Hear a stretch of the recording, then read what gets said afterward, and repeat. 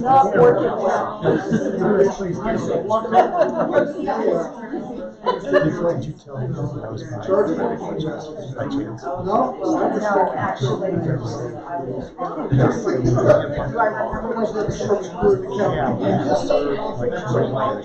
This started as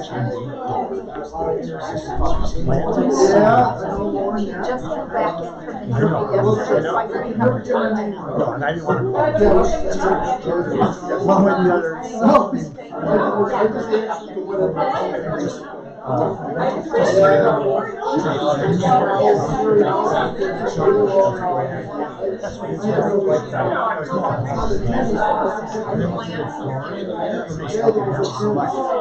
The real cheese.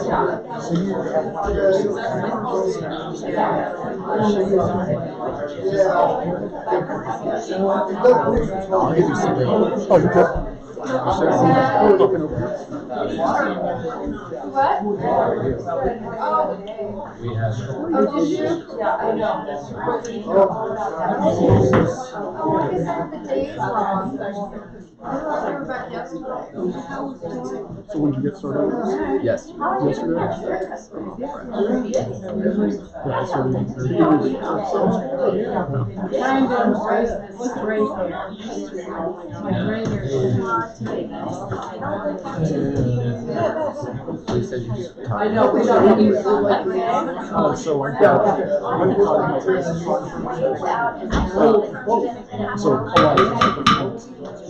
Call this Manchester City Council to order. The city clerk would please call the roll. Mayor John Graham, Present. Councilor Judith Chandler, Present. Councilor John Shada, absent. Councilor Julie Wolf is absent. Councilor Susan Wolver, Here. Mayor Pro Tem Nancy Fortune, Present. and Councilor Bob Todd. Here. Before we get started, do we have a mic right here, Judy, to have in for anybody that's speaking? Or we can use one of those until you get one, whatever works best. I just didn't want somebody to come up and that. Be heard.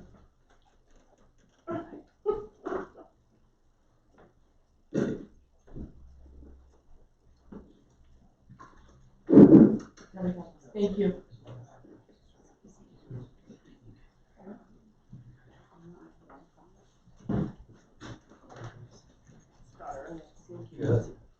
Before we get started tonight, I'd like to propose that we take item 3 that's on the agenda and move it to item 5, that's status update on standards of conduct.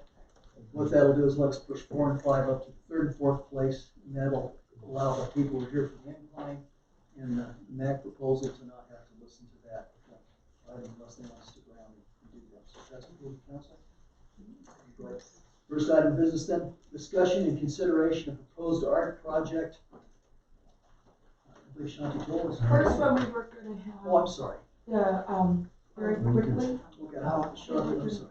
My bad. the county come and give a quick update. Sir? Okay, good. Do I need to use a mic or can Yeah, you hear and me? can we just have Dawn do a quick introduction and then we'll go from there. Thank you.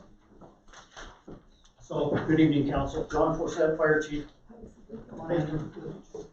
I'll give you a quick brief high level of what we did today, in fact, and some of the things that have been going on the last couple of days. Certainly the last couple of days, we've been more engaged with area partners, those being Teller County, El Paso County, Public Health. Under the fire department, we engage mostly with Teller County because that's the medical group we work with, so we have a physician advisor up there that we deal with. It dictates a lot of our response to first responders. Here in El Paso County, the Department of Public Health has stood up their incident management system, which I'll let Jim talk about. But with all of those going on,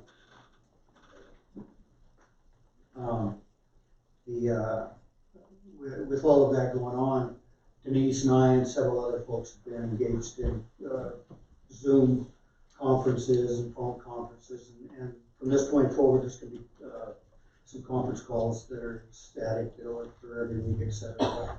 What it all boiled down to today, then, this afternoon, all the department heads met, and what we talked about most importantly was how do we engage our department heads, our employees, our facilities, all into a combined effort so that we have continuity of government.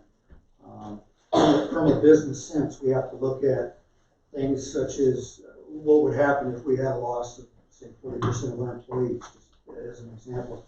How do we manage that? So what we talked about and what strategies we're going to create moving forward is recognizing some of those essential functions, some of those essential employees. What do we do to manage if an essential function isn't able to be done? How does that affect our business with the public? We don't have the people maybe to do things. We're a small government, so we're not very deep in skill sets necessarily. So there's some things out there where we may have to reach outside to other agencies, other public works departments, et cetera, if we were to have a loss of employees for whatever reason. We also need to talk about what would we do with our employees, those who are sick, and those maybe whenever you have things such as school maybe closing because of this, or daycare is closing because of this, and our employees have to stay at home. We need to be considerate of how we're going to manage that. Sick leave being one of those things, or a myriad of things with that. So we really covered a bunch there. Same thing with our facilities. What if we had to close a facility? What if the facility had to be isolated, et cetera? How do we conduct business elsewhere? What we really know the most is that our continuity of operations needs to be updated by all of our department heads. So that's something that we left the meeting today to ensure that we're doing, and to ensure that we really look at the employee aspect of that. We also considered what our operations look like, especially those public-facing operations where we have folks coming in that interact with our employees, and how we're going to maintain some cleanliness in those environments so that our employees are kept safe. So we're doing a lot moving forward. I don't know if there's anything you want to add before I introduce Jim and let him run with this, but you good? No, we're meeting weekly and from the regional perspective now. Standing meeting. So Jim, to tell you about all that, he's been before the city of Colorado Springs. He's been before the county commissioners, and he was nice enough to come and visit with us tonight. So thank you, Jim. I appreciate it, John, and thank you for this one. I appreciate that. First off, let's talk about the regionalization of both Colorado Springs and county OEMs. We are one, so it's a one-stop shop. It's made it a lot easier. All this coordination, they call one office, and it happens. So you don't have to worry about boundaries or anything like that. The other thing too is when I was director of the Department of Public Works, I've done a lot for Manitou, so I'm very familiar with their situation and things that happen. So I was able to work with your previous Public Works director and do some work with her, and now I'm doing this in the emergency management side. So don't ask me how I went from Rose to emergency management. I think I've had emergency management since 2003 with the county. So what are we doing? As the chief said, we are meeting once a week to give updates to everybody. You have an opportunity to ask questions if you're not sure about things. We couldn't get the health department to come here tonight. I apologize for that, but they are, as you can imagine, swamped. And with the governor doing his declaration today, and I will tell you his declaration was done, which is a good thing, but it was verbal only. We don't have any written guidance yet. So we're waiting a couple of days for that guidance, because that makes a difference, as you know, as to whether we can claim time against this or get resources against money or national stock and the whole 9 yards. So that's on hold until we get written guidance from the governor's office. So just know that.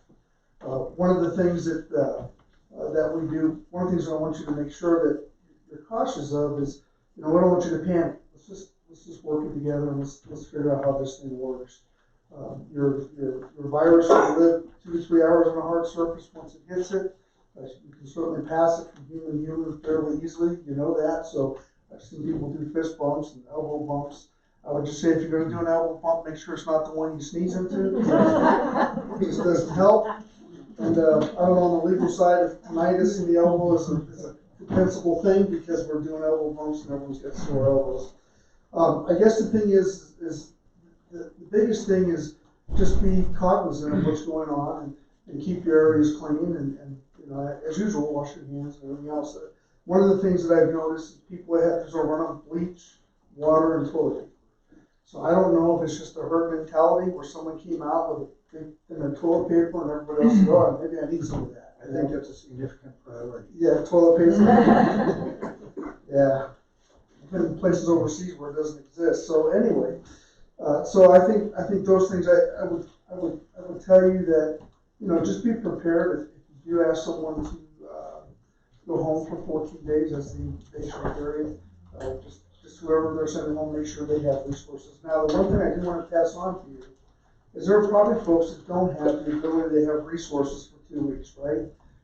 We understand that, and that's been talked about quite often. But if you dial, if you're a Department of Human Services client already, they will keep you as a client. You just call them and say, I've been quarantined for 14 days, and I may need some assistance.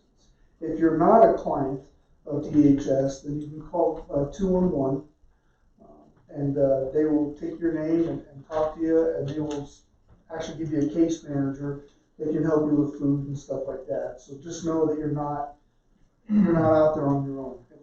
Does that sound good? Yeah. I just got called this evening when I came in. The health department is pulling PIOs for a joint information center. What's a PIO? Public information officer. Yes. So they're pulling a couple, one from the county, one from the city, and they're putting together a joint information center. All we can do is give you information at this point, right? And that's where we're at with that. And that happens once a week. We can tell you how many active cases. Right now, there's only one here in Colorado Springs. And that person came from through VIA at the end of February, came from California. But he was smart enough to say, hey, I don't feel good, and called in, and they told him to stay there. They tested him, and he came out positive. But he's been home the entire time he's been quarantined. So, anybody in DIA at the end of February walking through? No? Okay, good, Kurt, yeah.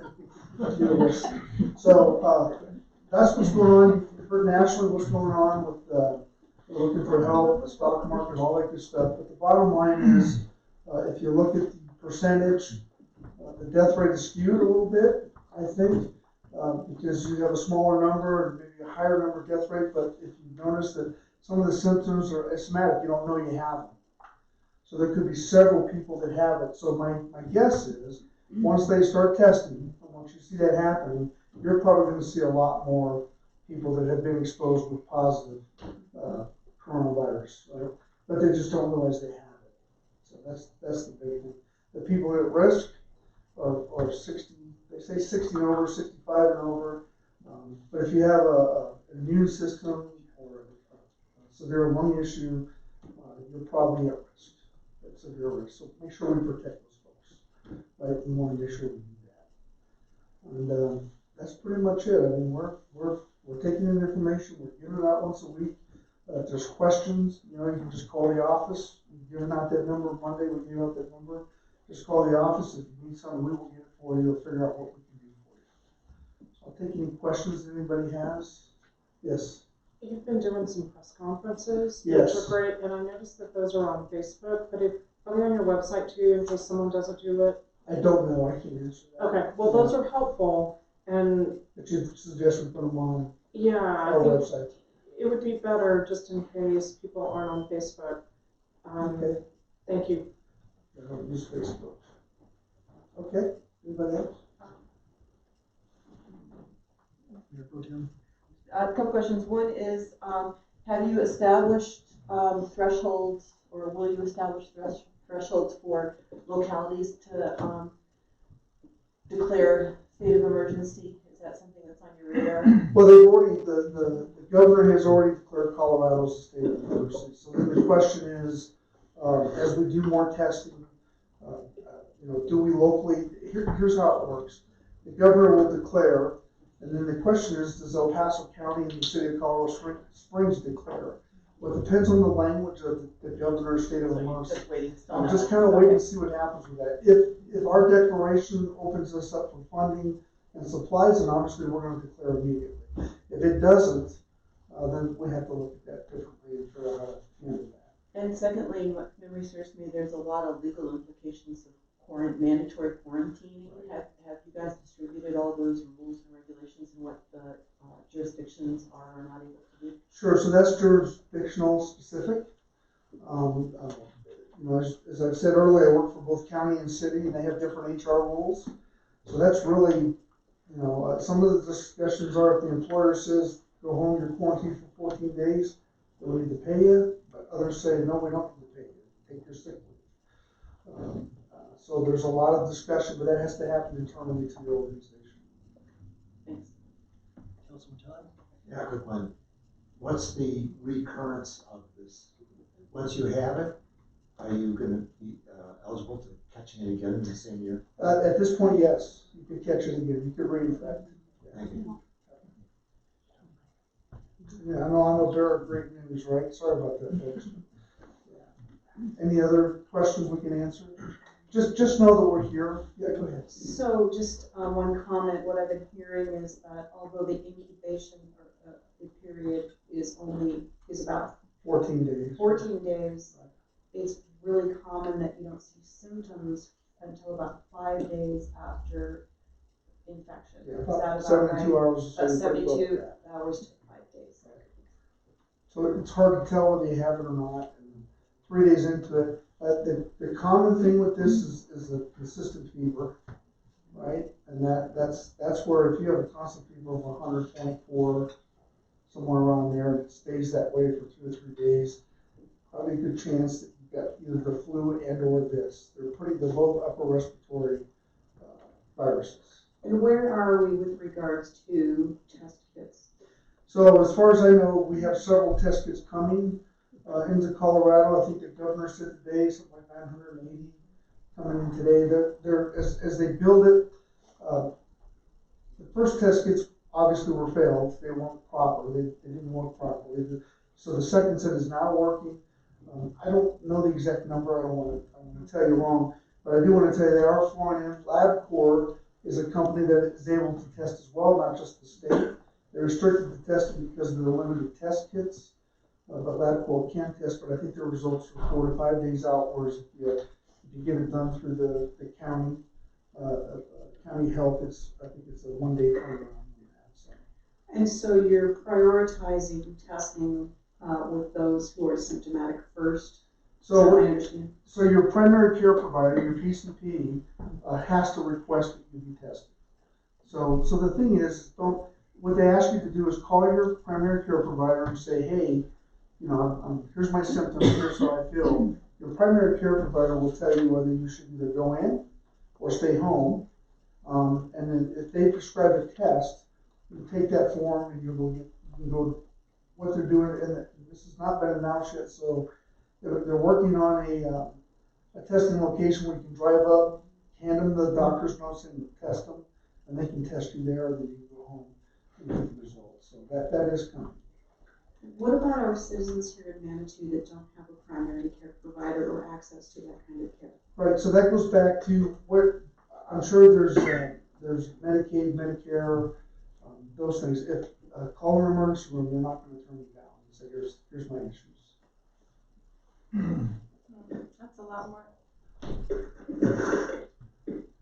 a lot more expensive than going to like Emergent care or something. yeah, it's like $500 for an ER just to show up. Yeah. And I think it's like $50 to show up at like the Emergent place on care? 21st Street. Yeah, it's not called that, but yeah. I don't know what it's called, but and keep in mind some of those hospitals and some of those places they have what they call tier. So you may have to go in and wear a mask and do all that when you go in. So just be cognizant of that. You know, they want to try to stop the spread. And we're very early in this, so Right. it's very dynamic. There's a lot of other things being discussed, which even includes first responders doing swabs and being trained in that. So it's very, very dynamic. We don't know how it's going to have its final look. So. I will tell you, this has been going 100 miles an hour since last week. It's just since our first case that we have one, it just exploded. So. Are there any actions looking at the transgender homeless population to identify problems there? You know, I can't answer that. I know the health department has been engaged with hepatitis A, so I think that engagement probably still continues on with this, but I can't answer that. Any further questions? Okay. just know we're here for you. Get ahold of the chief or the chief, and chief can call me, or obviously you can call anytime you want. Thanks for coming, Chair. Okay, our next item of business is, discussion and consideration of proposed art project to URA. Urban Renewal Authority. I've been told that this is. May the record reflect that Julie Wolf was late, she showed up at 6:05. Are you supposed to say that? I I thought I'm supposed to say it here. You're here, okay, that's right, yeah, 6:05.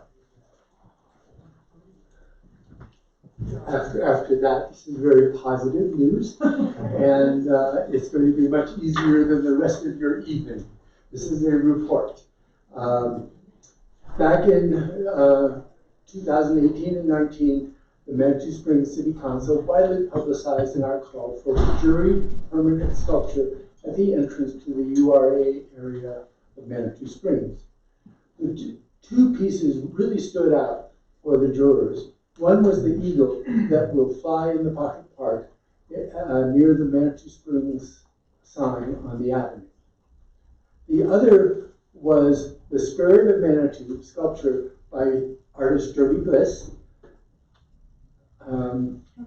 The eagle sculpture by John Kessler was completed in 2019 and will be installed sometime later this year. The model that you see out in the hall gives you an idea of what the 12-foot high original piece of art will look like when it is completed. The Manitou Springs Arts Council is proud to present Judy Bliss's sculpture as the 2020 Legacy Art Project for the URA. Hopefully there will be a total of 5 legacy art pieces from the New Bridge to Highway 24 overpass. The URA will fund these pieces over the next few years. Thank you, URA, and everyone. The MSAC, or the Arts Council, will do the art call, the jury management and installation, but will also do the public input and vetting process that is defined by the City Council. And Denise and I have been working, this comes from a motion that was passed in 2007. And we're following that exactly. And I think the role of City Council is to make sure that the public really has an opportunity to look at it, to give feedback and that kind of thing. And after at least a month, we will come back to you with a report of how the public feels about it, and there'll be a public hearing in that process. The exact art placement of where in the URA area is still being negotiated, but we do have options. In general, there will be a 6 by 6 foot pad that holds the sculptures on private land with a permanent public easement for public art. And that's why I can't say exactly what it is, because it's being negotiated. The one thing that's real important here is that we're beginning a process of getting good pieces of art permanently placed in our town under the guidance of the Arts Council and City Council.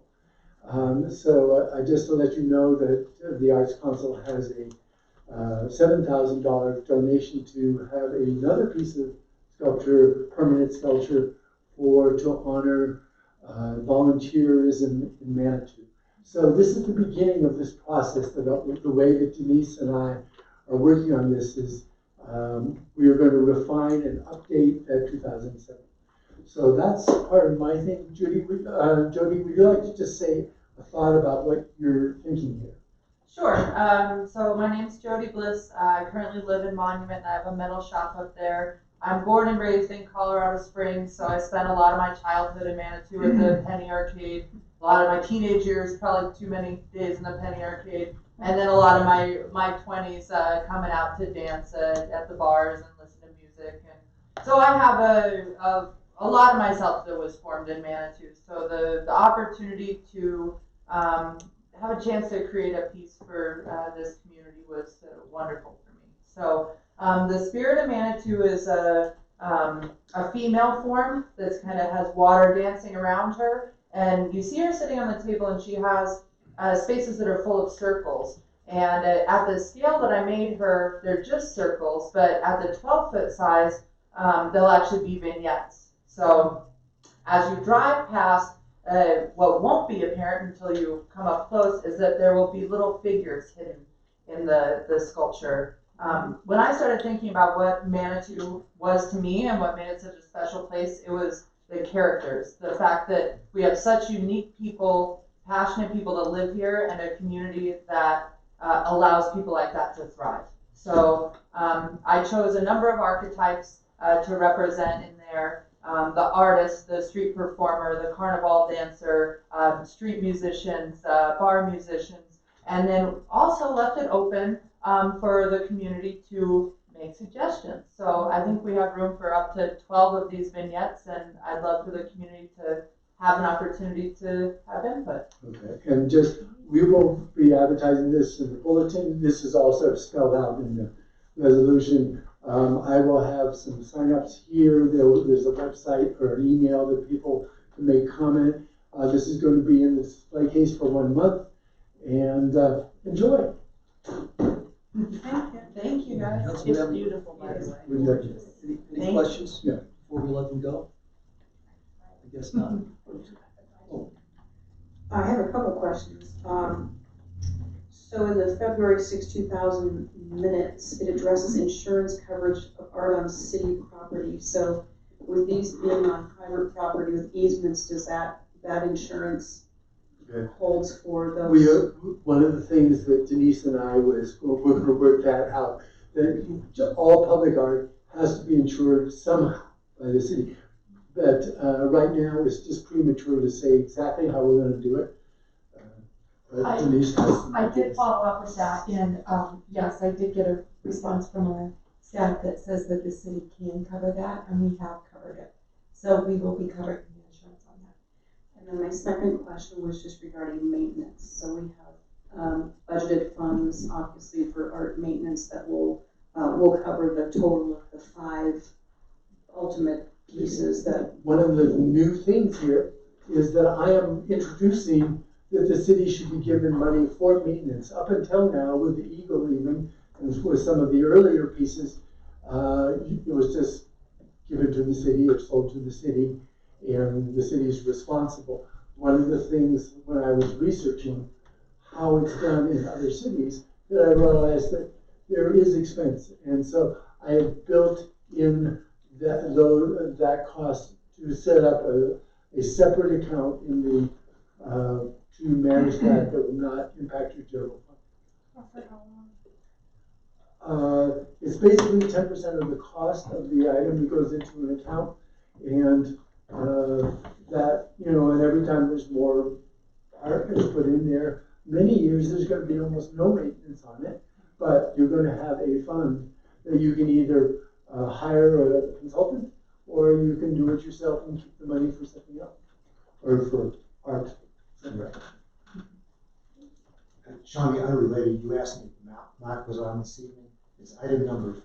Can you go back to your seat? This is the cover letter that's supposed to be covered.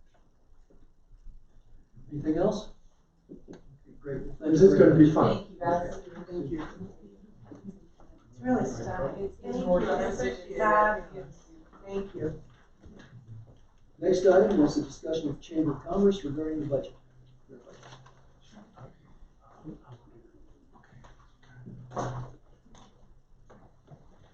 Good evening.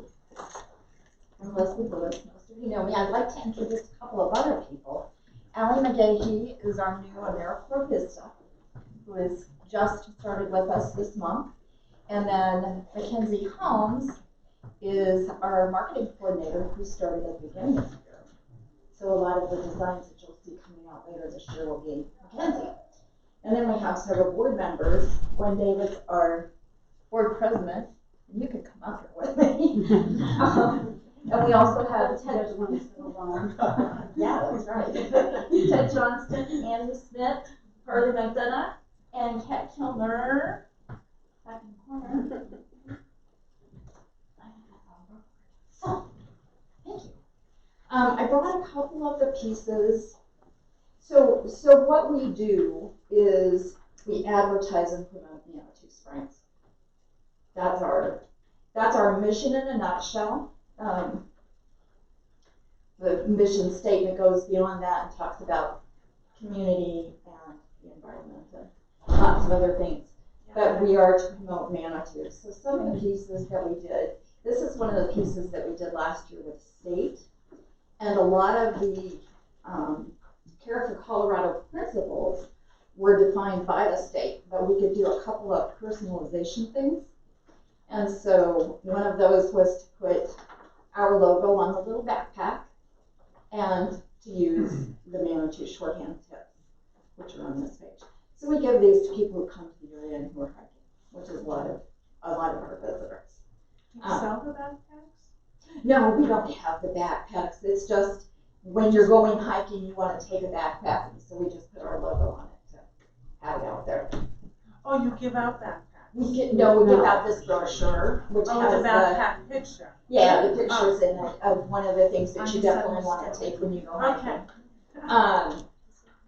The downtown map, which kind of has our overview on it, but then it has detail of downtown, the Mineral Springs. And this is the map that this year we want to add the art pedestals to, so that people know where there are art projects to go look for in town. And then it also has a map of Garden of Gods and some coupons, which this piece McKinsey will be working on shortly as soon as our guide goes to print in the next week or so. The Colorado State Vacation Guide. This is an ad that Kathy Caton did actually right before she left.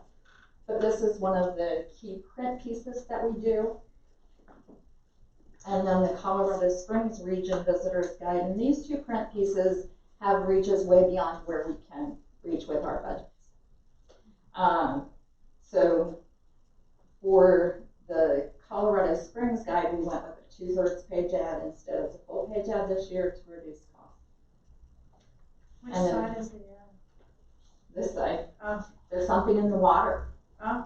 which is one of the key questions that we get and answer in our office. And then we also have this little section as a member of Pikes Peak Region Attractions Association. So they spend time and money promoting us as an attraction. We get this additional little section of being one of the key attractions in the area. Can I ask that as you pass these around, can you tell me where I find these? Each one of these pieces, starting with the one that came back around already. So you said, is the only place that one comes out is in your office? Actually, this is in our office.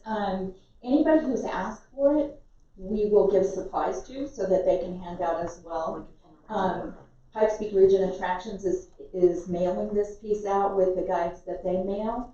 They don't mail as many as the Colorado Springs Visitors Guide, but Pikes Peak Region Attractions and the Colorado Springs CDB own that piece. And I think they're probably down to about 400,000 a year that they print and mail. So those pieces are mailed out. They are found in all of the local hotel properties in the Colorado Springs region in Denver. Probably they do some distribution through Certified for the rest of the state. The State Vacation Guide is in all of the welcome centers. It's in our office. It's mailed out by the state of Colorado. And the bid map? The bid It's not map, the bid map anymore, but. well, it is still a bid map. This piece we have in our office, and this is the primary directional piece that we use for visitors. It's also in any of the retailers that want it in downtown. Thank you. And Certified Folder distributes this through the Pikes Peak Region Attractions racks. Thank you. This is a new ad that McKinsey just did, and this is going into its Springs Magazine, which is a relatively new piece, kind of high-end. They are now doing the Colorado Springs Relocation Guide, so this is the ad that we designed for that piece. And we passed one of those around, I about 2 weeks ago because they had some Manitou businesses featured in that one. And that's another piece that we do advertise in. So in the direct marketing advertising realm, in addition to the pieces that I've talked about, ManitouSprings.org is our website, and we just redid that site last year. We print about 80,000 of our own visitors guides, and that piece is mailed out to anybody who requests information. It's mailed to all of the visitor centers or the welcome centers at the state borders. It's in hotel properties local in Colorado Springs and in Denver. There's another piece called the Colorado Activity Planner that we put an ad in. That's done through Certified Folder Display, and they distribute in New Mexico, lots of the northern Texas areas, the Grand Canyon, some of the areas that we just don't have the budget to be in. So that gives us that exposure. Colorado Fun Guide is a relatively new piece that Karen Hazel first started a few years ago. We put an ad in that, and she distributes kind of the Front Range, Salida, Buena Vista, some of the mountain towns. We're also doing Colorado Public Radio in the Denver metro area and KRCC, kind of seasonally with KRCC to drive traffic in the shoulder season, spring and fall. Xfinity in Denver, we've done spring and fall campaigns. We do holiday campaigns that are more local on television. Our digital advertising,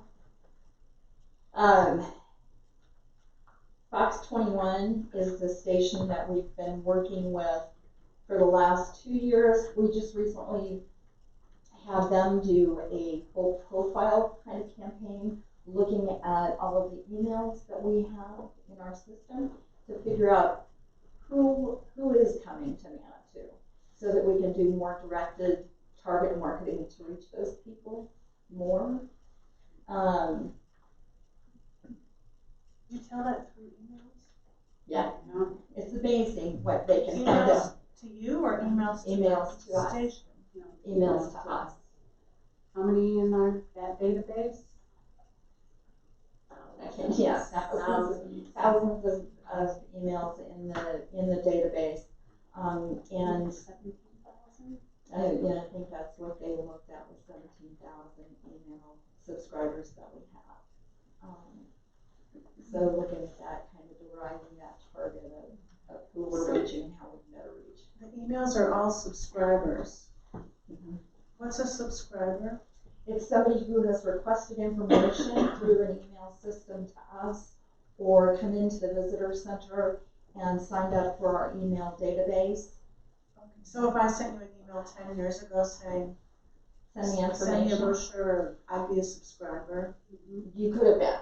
Probably you would have been dropped out by now unless you were regularly opening emails that we're sending to you. Because we send out emails regularly as well, with Oh, information. and you track who opens them. Mm-hmm. Okay, thanks. Social media, of course, is the big thing these days, so we're doing advertising there. Brochure distribution, as I said, with our visitors guide. Additionally, we have that in the Colorado Springs Airport.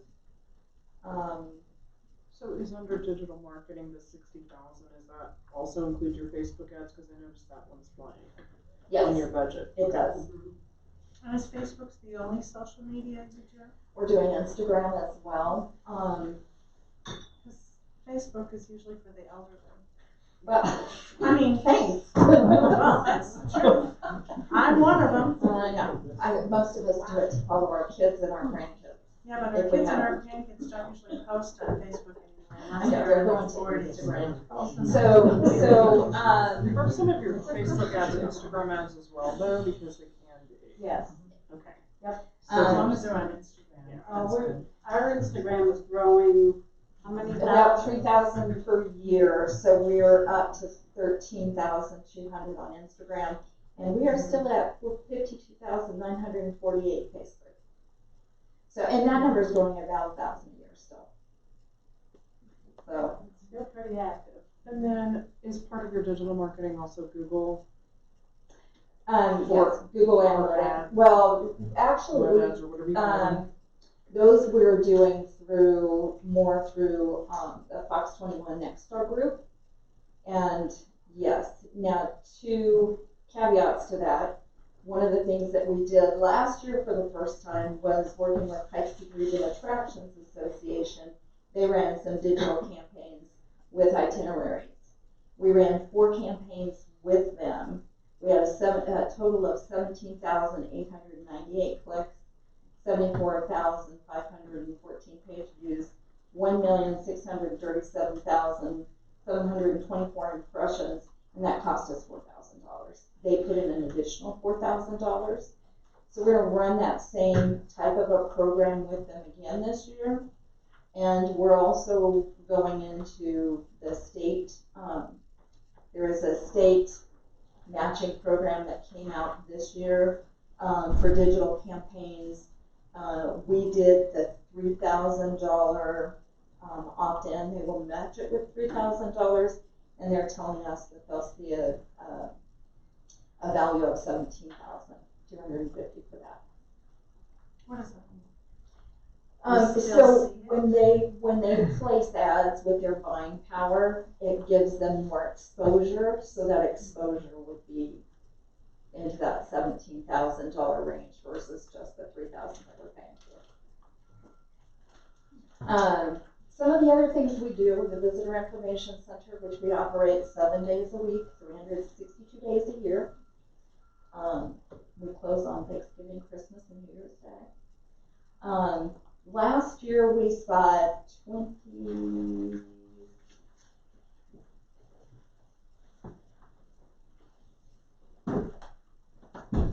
23,771 visitors through our office, which was down about 2.5% from the previous year.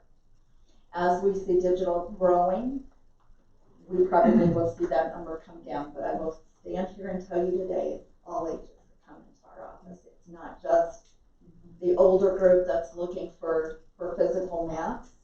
And while we are seeing that digital market grow and people looking at things through their phones more and more, sometimes their GPS will get them really lost. So we try and advise them how to get to places a little more easily than driving down Washington and Lafayette, which happens. So the other thing that we are really good at are our special events. And so the Fruitcake Toss was originally designed to draw off-season visitors. It's a local event. It's kind of a regional event. Sometimes we'll get people from Denver, Pueblo to come in for the day for that.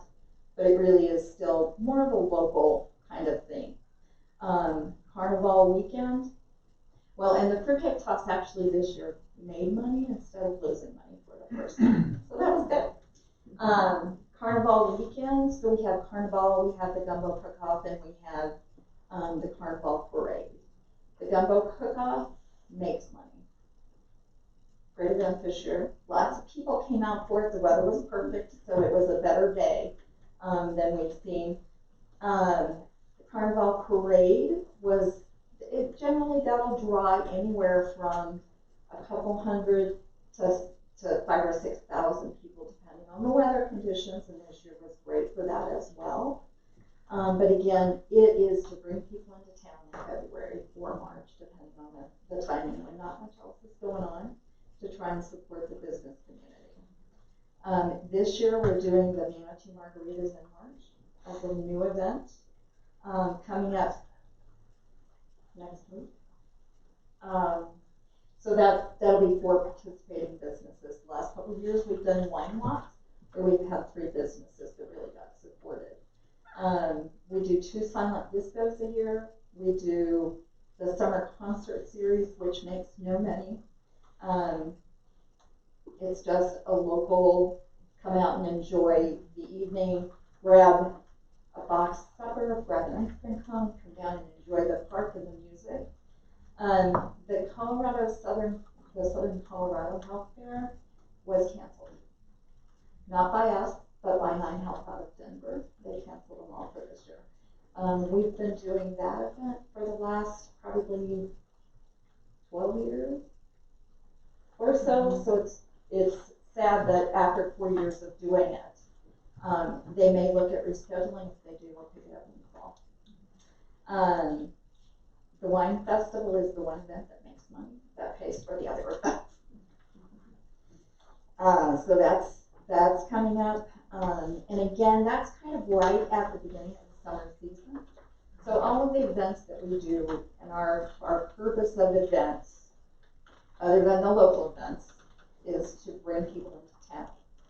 So we used to see Memorial Day to Labor Day being really busy. That season has shrunk as schools have changed their school schedule. Now it's more of a June 15th to August 15th. So the wine festival brings people into town. They fill the hotels and they spend money in town. We picked up the July 4th concert, so that's one of the things that we do that is definitely high season. But we picked it up because we were no longer doing fireworks in town, and we wanted to give Manitou residents something to do, and the visitors who were in town something to do during the day before they go find fireworks.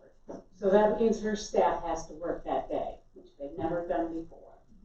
So, yeah, It's a great event. it is a great event.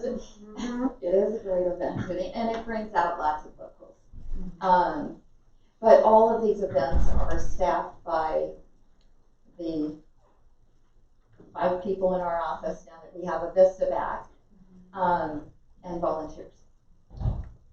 The Ice Cream Social is an event that we started 20 plus years ago as a thank you to Manitou residents. Come down and enjoy the ice cream in the park. And we actually do that with London Winds, who's doing a concert at the same time. And then, of course, we have the coffin races. And the coffin races draws national attention. And so this year, we had the Japanese film crew that were here for the fruitcake toss. So when that episode gets released, then we can put it out to everybody. And you can all watch it. I don't know that it'll have subtitles, but when will be a surprise. So, economic development, that's one of the other major things. We have the creative district and Natalie. So that's one of the things that is under our umbrella. A couple of the things that we're working on is the Highway 24 gateway sign, and I know Natalie did a presentation. Neil's actually got a life-size version laid out on the floor in City Hall. Or did you put it on the wall, Neil? No, I couldn't get them out. Okay. So that's going to be one of, and that's actually in our economic development plan, is to secure new gateway signs. The one up on Highway 24 above the old race car museum is very dated. So this is a new look and kind of coincides with where we want to go. Neil has worked to find the property owners up the west end of town. We'd love to put one coming from that direction as well. So it'll be a big fundraising effort on our part to try and raise that. And then the revolving loan fund, which I think is now more critical than it's been.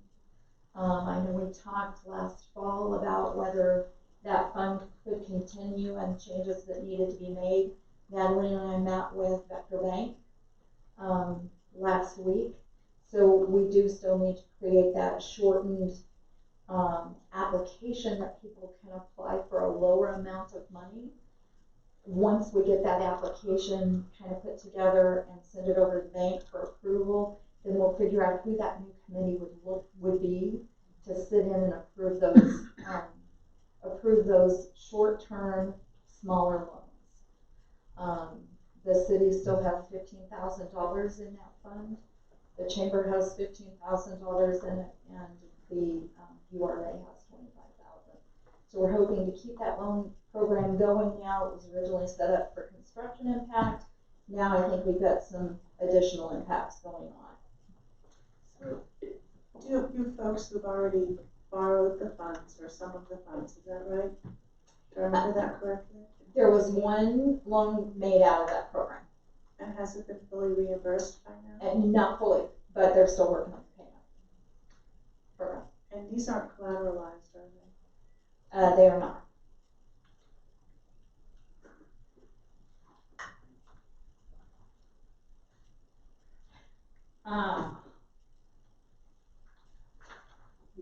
Close. So I mentioned the CTO matching program, the Pikes Peak program we're going to do again. We just had some Instagram influencers here in February as well that we're getting all of the photos that they took. They are photographers as well. So they stayed at the Avenue Hotel. They had dinner at Adams Mountain Cafe. They went to Carnival and they judged the gumbo cook-off. So we should get a lot of great photography that we can add to our media library for anybody who wants to use it, as well as just taking shots of Manitou with drone. So we get some additional footage there. Yes, sir. You mentioned, it sounded like you're wrapping up the economic development presentation. Might you just go and might you flash up the very last chart of that package that talks about strengths, weaknesses, opportunities, and threats? I think that's a very meaningful chart. It's chart 10 of 20 in the second attachment. Economic development plan, right.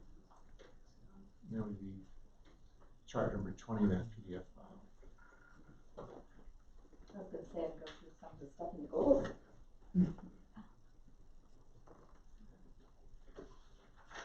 If I interrupted you, flow by all means. Some of us signal time and you kind of wrapping it up, so I just want to make sure we capture that.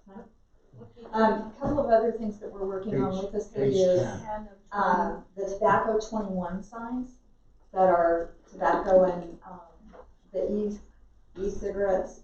So I had Mackenzie looking at some signs that the chief found, recreate those for Manitou. So we're going to get those into the businesses that do sell, so that they've got off the book.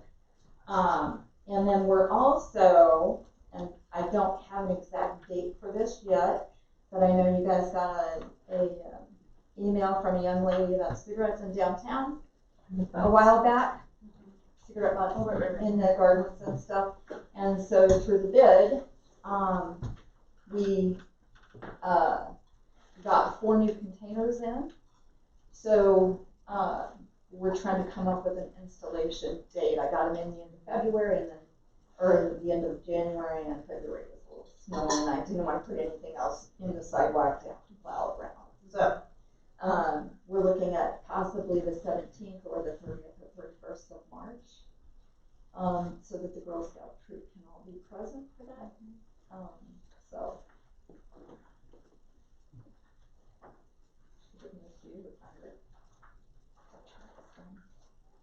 Page 10.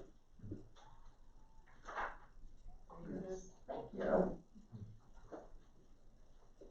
Okay. I'm glad the incline's on the agenda for tonight for discussion, because I really believe that the incline is one of our, definitely one of our benefits and one of our obstacles. And that does fall under both of those. Which brings up, I have to ask, we talked last year about the economic impact study of the incline. Have you guys figured out how to do that? Yeah. Not quite. One of the other things that we're working on is a discount card that we could certainly provide to those people, and then ask for tracking on it, of how many incliners are using it.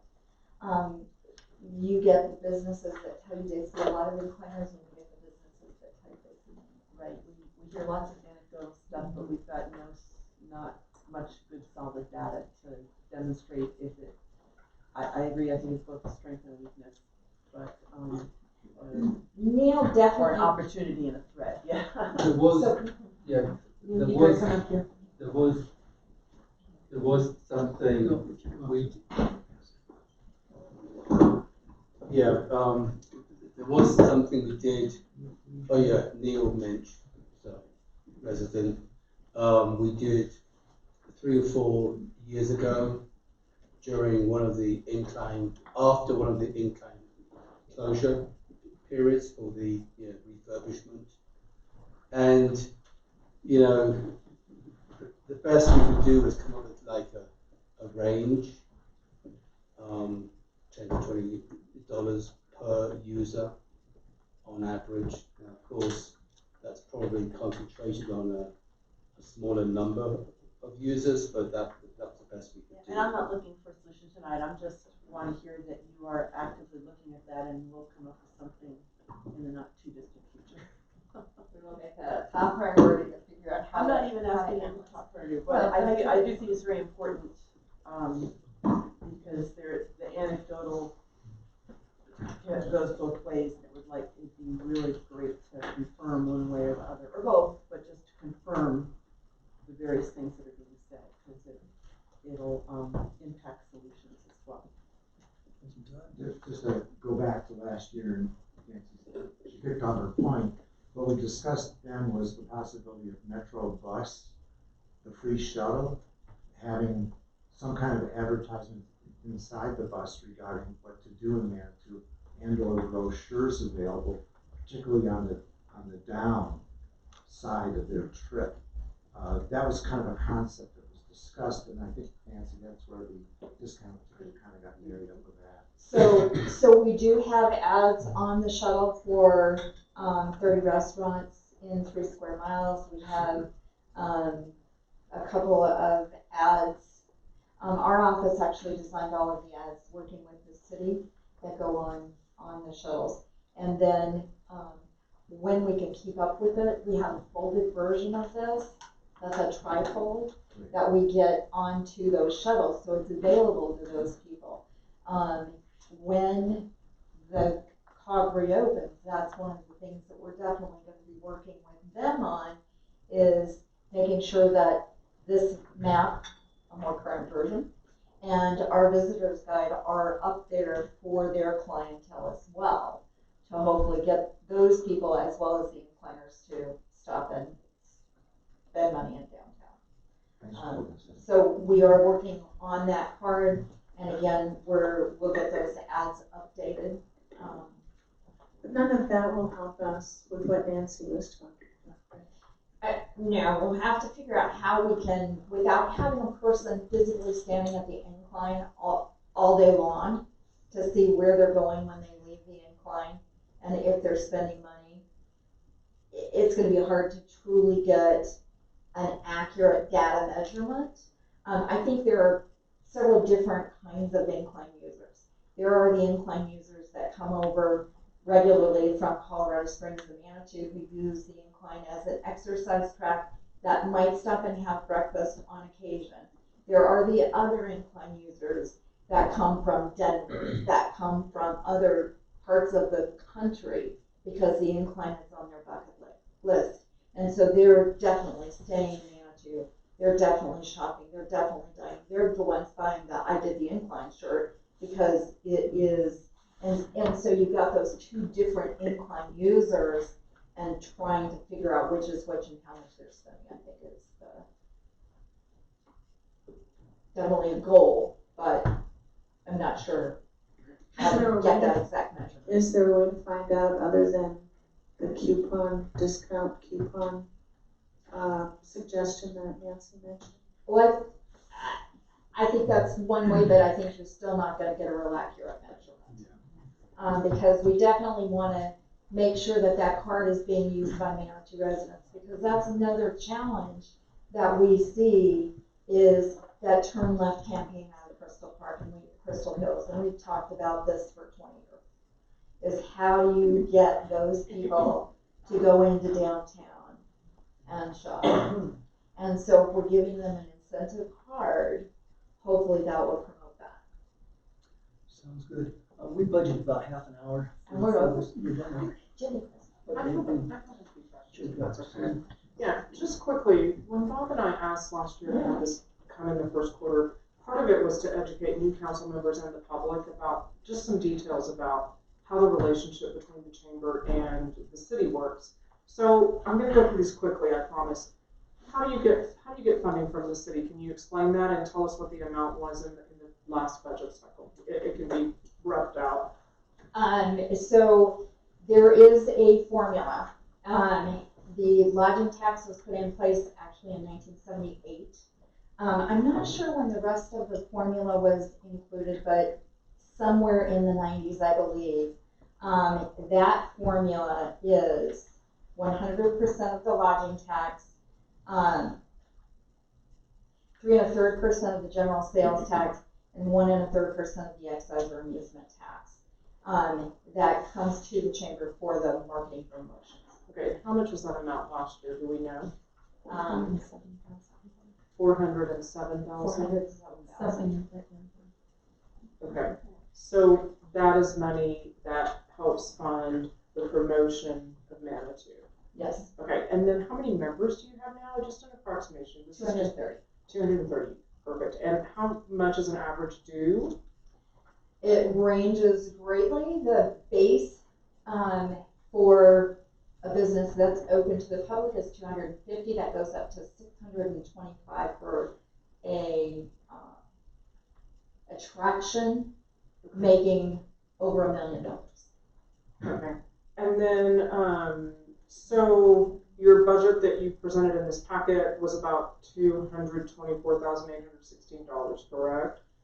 And so, did you spend all of that last year, for example? I mean, do you pretty much spend? So you're looking only at the direct marketing impact. If we look at running the visitor center Right. and part of the staffing, that takes that number up to 470,000. Last year's budget. Okay. Over 470. 470,000. For operations as well. Okay. Operate the visitor center. Thank you for that clarification. Let's see, my other questions that I had very quickly, the bid, you are the administrator for the Business Improvement District, which is downtown, and their budget is still around $54,000 to $56,000. You primarily use that for snow removal. And we spent over $10,000 in February alone. I know, and those guys are, by the way, doing a great job, FYI. And they also do curb and gutter sweeping, extra trash removal. I don't know that they do extra trash removal, Susan, just because they don't have that capability. Okay. But they definitely pick up trash, curb and gutter, snow removal. Power washing's become a little bit of a challenge. Last year we spent about $10,000 on power washing, but you have to bring in a company that has the ability to reclaim the water. Right. And with Jason running a hot seat in downtown, he doesn't have that capability. Right. Okay, gotcha. My last question, I was going to say for Castle correspondence, but it's really appropriate here. I got lots of correspondence this week, and actually people coming up to me saying that Chase Bank is closing this location. And this is quite an opportunity, perhaps, I have no idea if they own that building or whatever, but many businesses like the Arcade, Patsy's, bars and restaurants, but any business can have a need to have a local bank and prefer a local bank. So I was asked if I would ask you and Economic Development and City Administration to, in some way, if there's any way to influence that location become another bank. I don't know if that's even possible or some other location, but I'm just dropping this here instead of council correspondence because it was actually for me to address to these three groups as something that we really hate to see as a loss, because it'd be nice to do that business with a local bank branch. I mean, just a branch is fine. Some people have asked about INT, since INT seems to be expanding.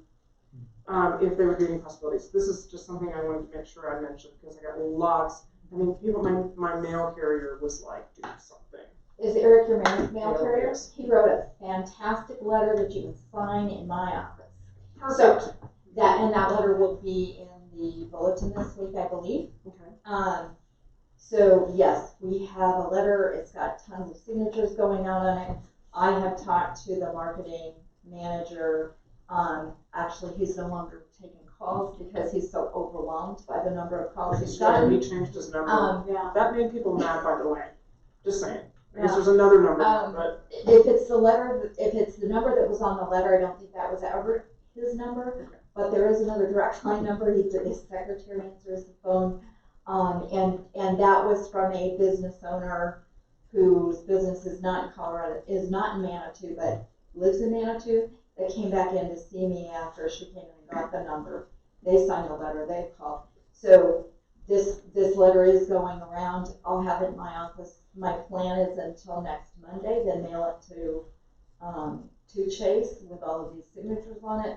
Beyond that, yes, we've already started a couple conversations with potential other banks that could look at potentially coming. thank you so much. I really appreciated your sustainability presentation, especially I'm on slide 9 of 20, looking at tourism trends, sustainability and environment, and the impact of construction projects. But I was particularly looked at the generational visitation, where you have it broken down with baby boomers, Gen X, and millennials. And I see that millennials are spending about $2,200 less than baby boomers. And you have a comment here that 53% said of millennials said that sustainability is an important choice in choosing a travel destination. Could you explain that a little bit more? Are you trying to say that these millennial travelers are looking for things like the incline and those kinds of experiences? Is that what I'm hearing out of this? Could you explain that a little bit further? Yes, definitely the millennials are looking for experience, not necessarily souvenirs. So that's where the spending difference comes in.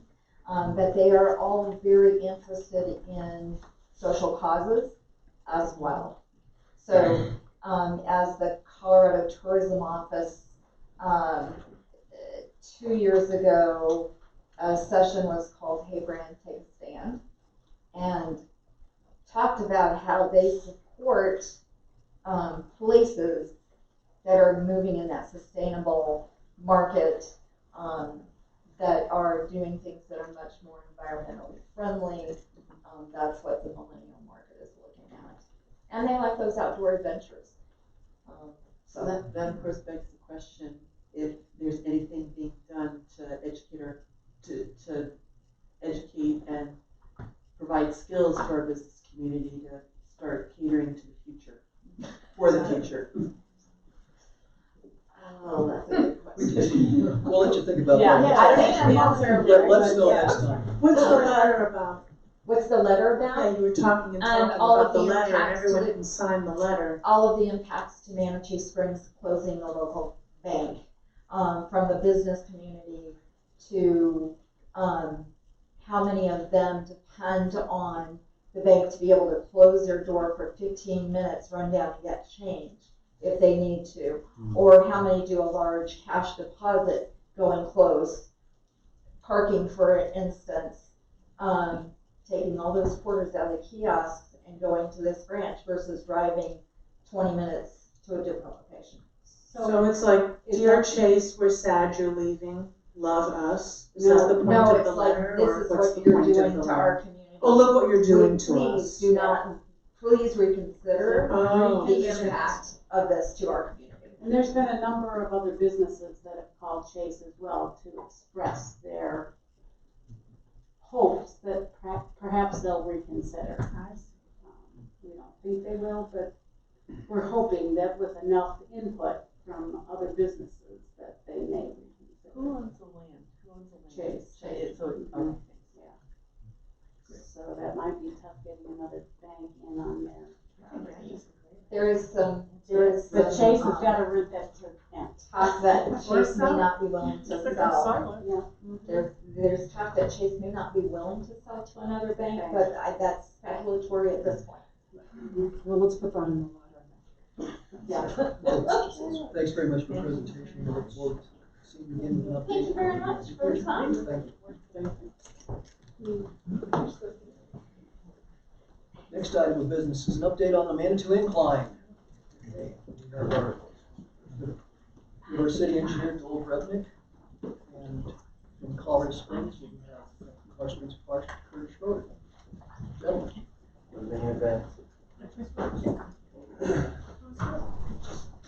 If you introduce yourself, please. Sure. I'm Joel Bennett. I'm the Madison Springs City Engineer. Been here for 3 months. It's been actually a very enjoyable 3 months. I get to talk about everyone's favorite topic today, but I'm just going to do the intro, and then Kurt is going to report really from the City of Colorado Springs perspective. And the goal of tonight's meeting is to bring everybody up to speed on what's been done thus far. When I first joined the city, I heard a lot of frustrations about the incline and comments and questions, and so as I've been doing my research and talking with the City of Colorado Springs and talking with locals and Ruxton people and the COG, I realized that there was some misunderstandings about what has been done thus far. Like it or not, it's been done this far. So we've asked Kurt to come in, and his goal tonight is just to report on the past. After his presentation, I'm going to come back up here and I will kind of give a brief, here's what we're looking at for the future. So it'll be a brief synopsis. Don't expect any kind of, here's the solution, here's the magic wand, the silver bullet, if you will. So just know that we'll try to get through it. Kurt and I have reviewed this together, and then Denise wanted me to tell more about myself, which I wasn't going to do, but she's giving me the look like I actually do this. Also, while I'm talking about myself, we did print out the presentation, so all this you guys can just take one and pass it around. Well, see, I thought you were going to say you're going to hand out your resume. No. Now it just says City of Manitou Springs, that's all I need to say. I was, I'm a local guy. I went to high school here in Colorado Springs, and I went to college at CU Boulder, and I spent 17.5 years with the Colorado Department of Transportation. I was a heavy highway construction and designer. Most of you have probably driven through my big job I'm most proud of, but on South Denver near Cabela's, that big Cabela's, all that big concrete, that widening. I was the lead, I was the design manager and the construction manager, so my phone rang all the time, and at the time our chief engineer drove through the project every morning, and so I would get the occasional call, hey Bill, I saw this, and then we'd get on the phone and we'd get that fixed. And in preparation of this meeting, I had some time to think about it, and I also, since the weather was nice today, I walked downtown, I had lunch downtown, and there was just people out and about, and people seemed happy, and there was ice cream being consumed, and I had a full belly of ramen, and I just, I think this is a pretty neat community that really has these unique elements that you don't find everywhere else, and one of these unique elements is the incline, which, there's several people on Ruxton here who have their frustrations, and there's a lot of people that show up and use it every morning, but I'm actually really excited to tackle and to work through this process also. So with that, turn it over to Kurt. Thank you. Good evening. I'm Kurt Schroeder. I'm the Park Maintenance Operations Manager for Move it just a little bit closer to your Kurt so that everybody can Park Operations Manager for the City of Colorado Springs Parks, Recreation, and Cultural Services Department. With me tonight also, Emily Duncan, who is our Trails Coordinator. And in case there's some questions that come up, she might be able to answer for you. We used to give these updates regularly, I think annually. Might have been bi-annual. I think it was annually. Required in 19 in March. Yeah, in March. And while Dan Folk was here, who was the planning director at the time, and then followed by Wade Coulter, we were able to keep that up. Unfortunately, I know that you guys are all well aware of some of the changes in your administration and staffing, so it kind of fell by the wayside a little bit. So I'm glad we're able to reactivate these. I think it's a good information sharing opportunity, two-way, so we can understand what the other is doing and update you on things as they are. Kurt, So, can yes, I ma'am. just ask you very quickly, Because the IGA does require that both city councils be briefed. Do you brief the College Springs City Council as well? We have in the past, and similar to this, it's fallen by the wayside. And so that's something we'll have to visit with Chief Green and get his thoughts. Since Mr. Green definitely expressed an interest last week in the incline, so. Good. So may I just ask you about your role before you launch in? So are you responsible, are you the top dog responsible for the incline management issues? Or is that somebody else? I suppose I am. Yeah. I haven't always been. The individual who worked primarily with it in the past was one of our landscape architects named Sarah Brierly, who was instrumental in putting everything together and the like. Sarah's no longer with the department, and so. How long has this been your baby? I mean, I don't mean down to the day. Maybe 3 years. Okay. I've always had a hand in it somewhat because ultimately the maintenance always fell under me. But doing like the updates and the like, and I went back, I pulled some of Sarah's old updates that she had done and the like, and looked at those before I worked on this one with Gold. So. And is there a scope of your responsibility? Regarding the incline specifically? Yeah. Well, with respect to the incline, what are you authorized or not authorized to manage? Do you manage parking? Do you manage traffic? Do you manage air pollution? Do you just manage, what do you manage? Julie? Why don't we let him go ahead and have his presentation? Well, I manage things specific, to what is laid out in the development and management plan. So right now, all those items would fall under me, which, to your question, doesn't include traffic, doesn't include parking or anything like that. And per the IGA that we have with the city of Manitou and as outlined in the plan itself, those are items responsibility of Manitou. Thank you for explaining, I appreciate it. Sure. Okay. There we go. Just a real quick brief history, a lot of things that probably everyone already knows, but incline began in 1907. It was originally completed to help construct the pipeline that runs from the top of the mountain down to the Ruxton hydroelectric plant. 23, it was purchased by Spencer Penrose. It was no longer used for the original purpose, and I believe at that point in time he turned it into a tourist attraction and began running tourists up the mountain. In 1990, it was around that time that, best I understand it, the storms occurred which compromised the railroad bed and it was abandoned.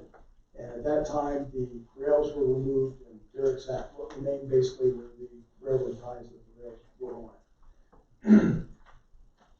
Sometime between 90 and 2003, it lists the Incline Club feasibility plan. People began to use it as a hiking trail. And I don't know exactly when that began. If I could put my hands on that feasibility plan, I might be able to pull that information out of there. But already by 2003, there were a lot of people that were using it for recreational and exercise purpose.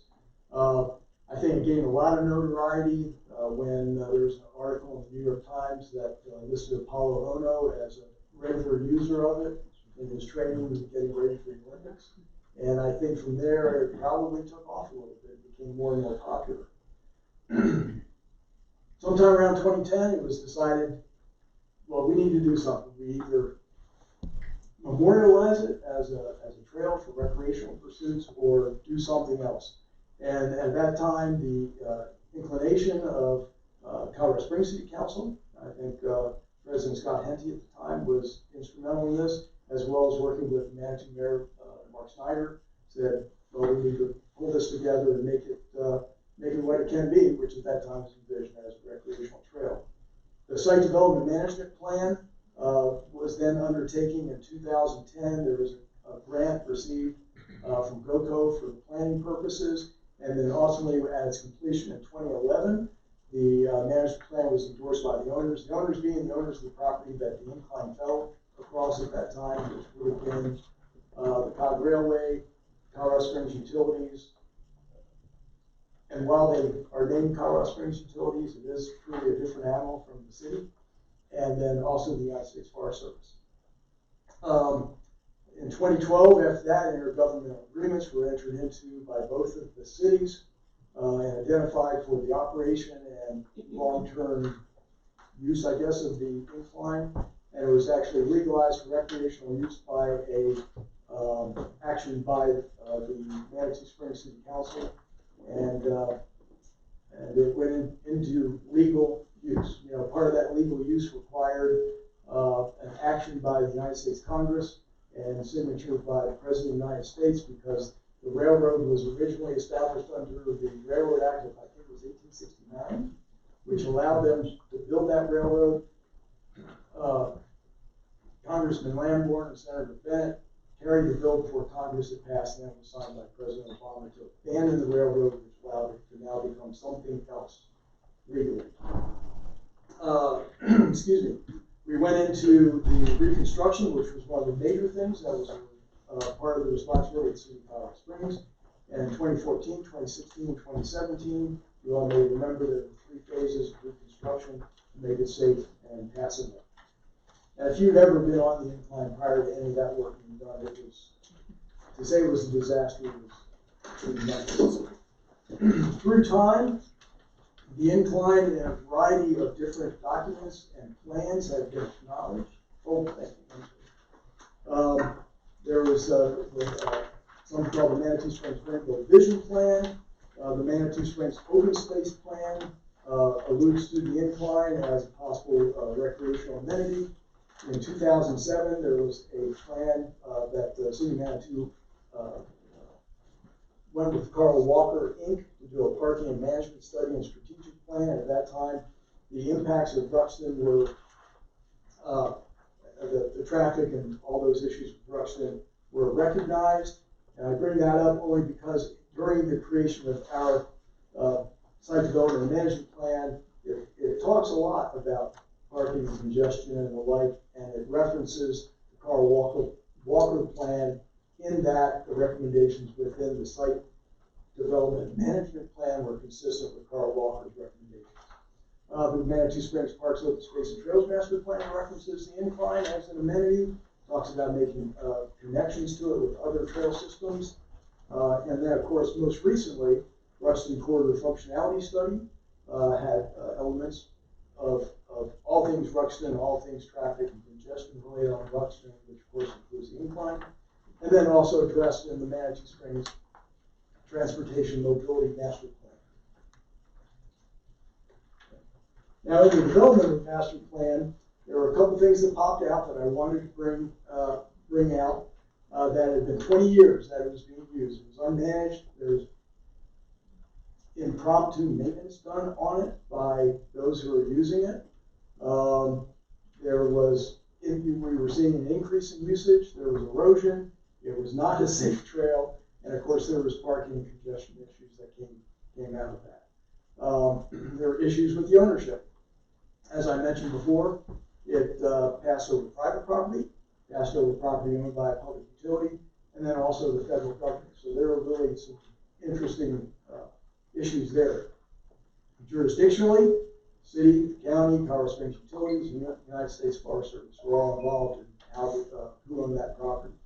And in that one photograph that has the sign of private property, no trespassing. I don't know where that sign is, but it was readily ignored for many, many years. Liability was identified as concern. Emergency response, who would respond? Traffic and parking, as you all will know. Trails and trailheads, meaning other connecting trails. At the time, there were a lot of road trails being developed, and I want to thank the City of Manitou Springs in your Parks, Open Space, and Trails plan. You refer to them as road trails. Social trails, we've tried to change the terminology. Social trails sound really friendly and all, but they're not. They're detrimental to the resource. And then funding. Okay, how's this going to get done? Who's going to repair it? Who's going to operate, manage it? And how's that going to be paid for?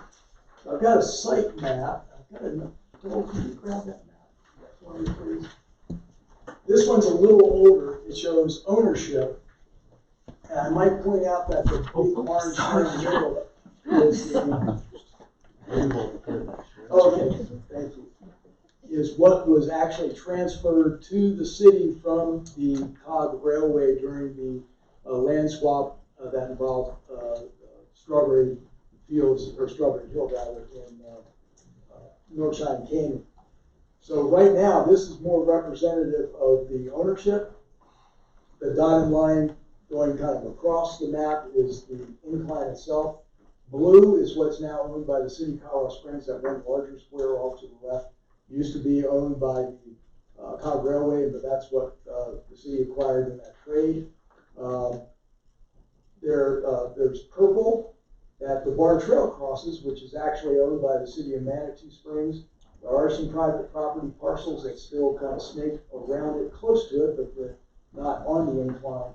And then, of course, the Pike National Forest on the far left side, where the incline ultimately terminates.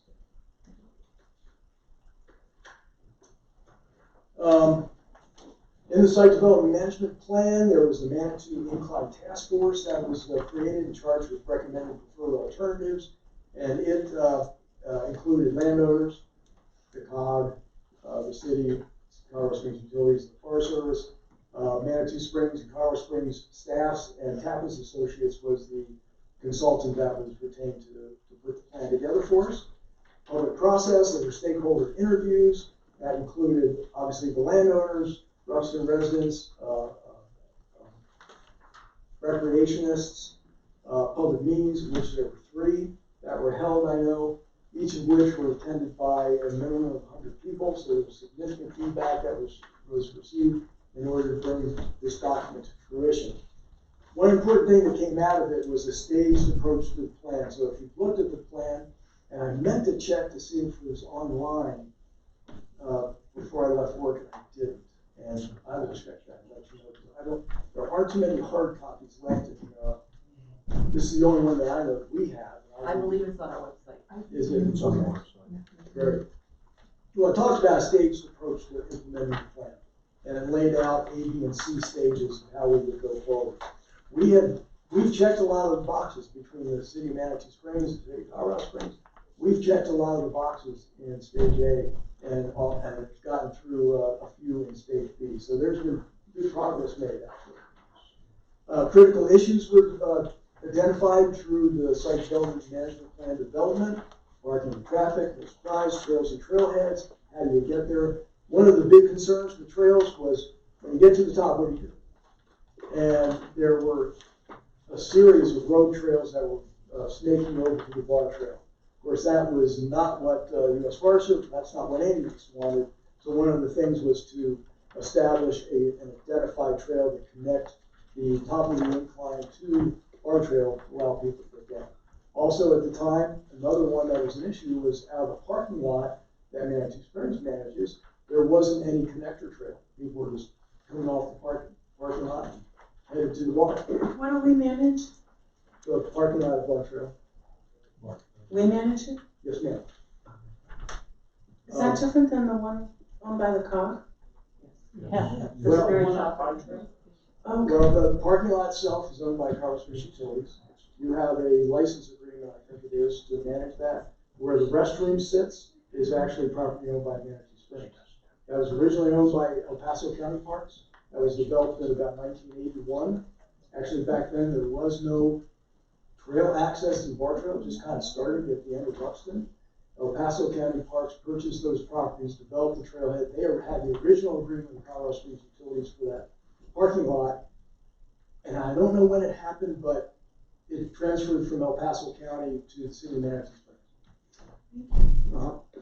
Springs. So through this, we did away with those social trails that kind of snaked off that parking lot and created a designated trail to get to the incline. Deteriorating condition of the incline, everyone knows about that. And then, okay, once it's there, who's going to operate and how it's going to be managed. Can I ask a question? Yes, ma'am. A lot of, was another critical issue, was it not identified that Bar Trail has issues? Is that somewhere else in here? Because to me, that is a critical issue. Yeah. Because you can't come down, I mean, the incline, you have to. Well,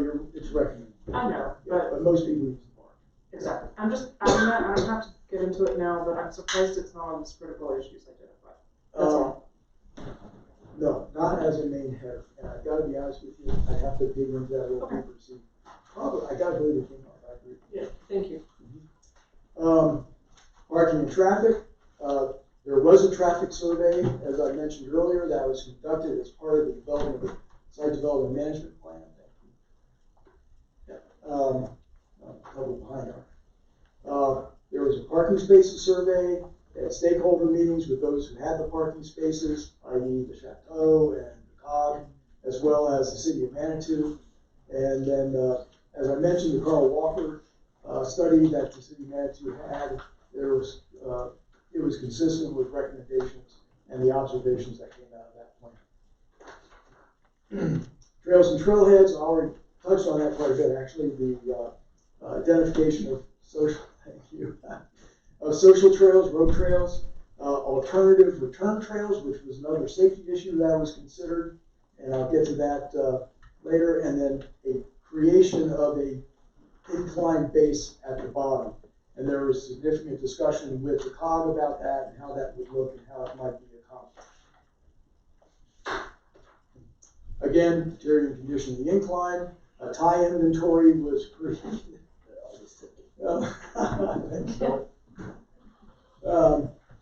Conditions 1 through 7, I won't get into that, but it identified the worst of the worst and what wasn't so bad. Retaining walls, culverts that were failing, and of course the water line, the water pipe that came from the top that leads down to the Weston Power Plant, hydroelectric plant, was of significant interest obviously of CSU, because in some places it was above ground, or the top of it was visible, and they had great concern over its condition. Operations management, revenue options were looked at for capital and operations, and capital primarily relied on securing grants and like to perform the necessary modification repairs, rules of use, and then mitigating what can be done to mitigate the long-term environmental issues, which dovetail very closely with the reconstruction of the incline. Okay, just go over some previous council actions. There was a resolution, Colorado Springs resolution, supporting a GOCO plan grant, which is what funded the creation of the site development and management plan. Colorado Springs, this is city council resolutions, accepted the site development plan. They approved the intergovernmental agreement between the two cities. Manitou Springs likewise approved the intergovernmental agreement. There was a resolution by the Manitou Springs City Council that authorized the recreational use. And then the next GOCO grant, actually there was a state trails grant after this other one. I didn't mention it. Support for that. We, the city of Colorado Springs, were applying for it, so it had to be approved and supported by our city council.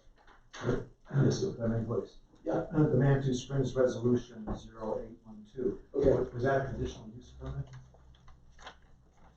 I don't know how it's classified.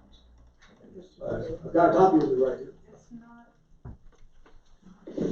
A permit isn't a resolution, so. No, I know it's not. I'm just looking for previous council actions on the list. I would think is a conditional use permit. It would be on the list. I'm just trying to quote. CU 1103 was conditional use. In what year was that? 2011. 1103. I don't have it. So I think that falls as a milestone council action. Okay. When was that? That was March 9th, 2011. 2011. Okay. That was the planning commission. I'm sorry. So I don't have the actual resolution. I don't think. I might have it in here. And that's good.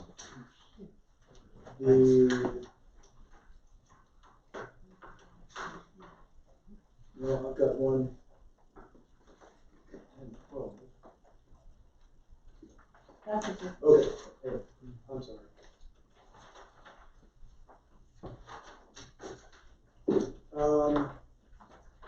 Let's see.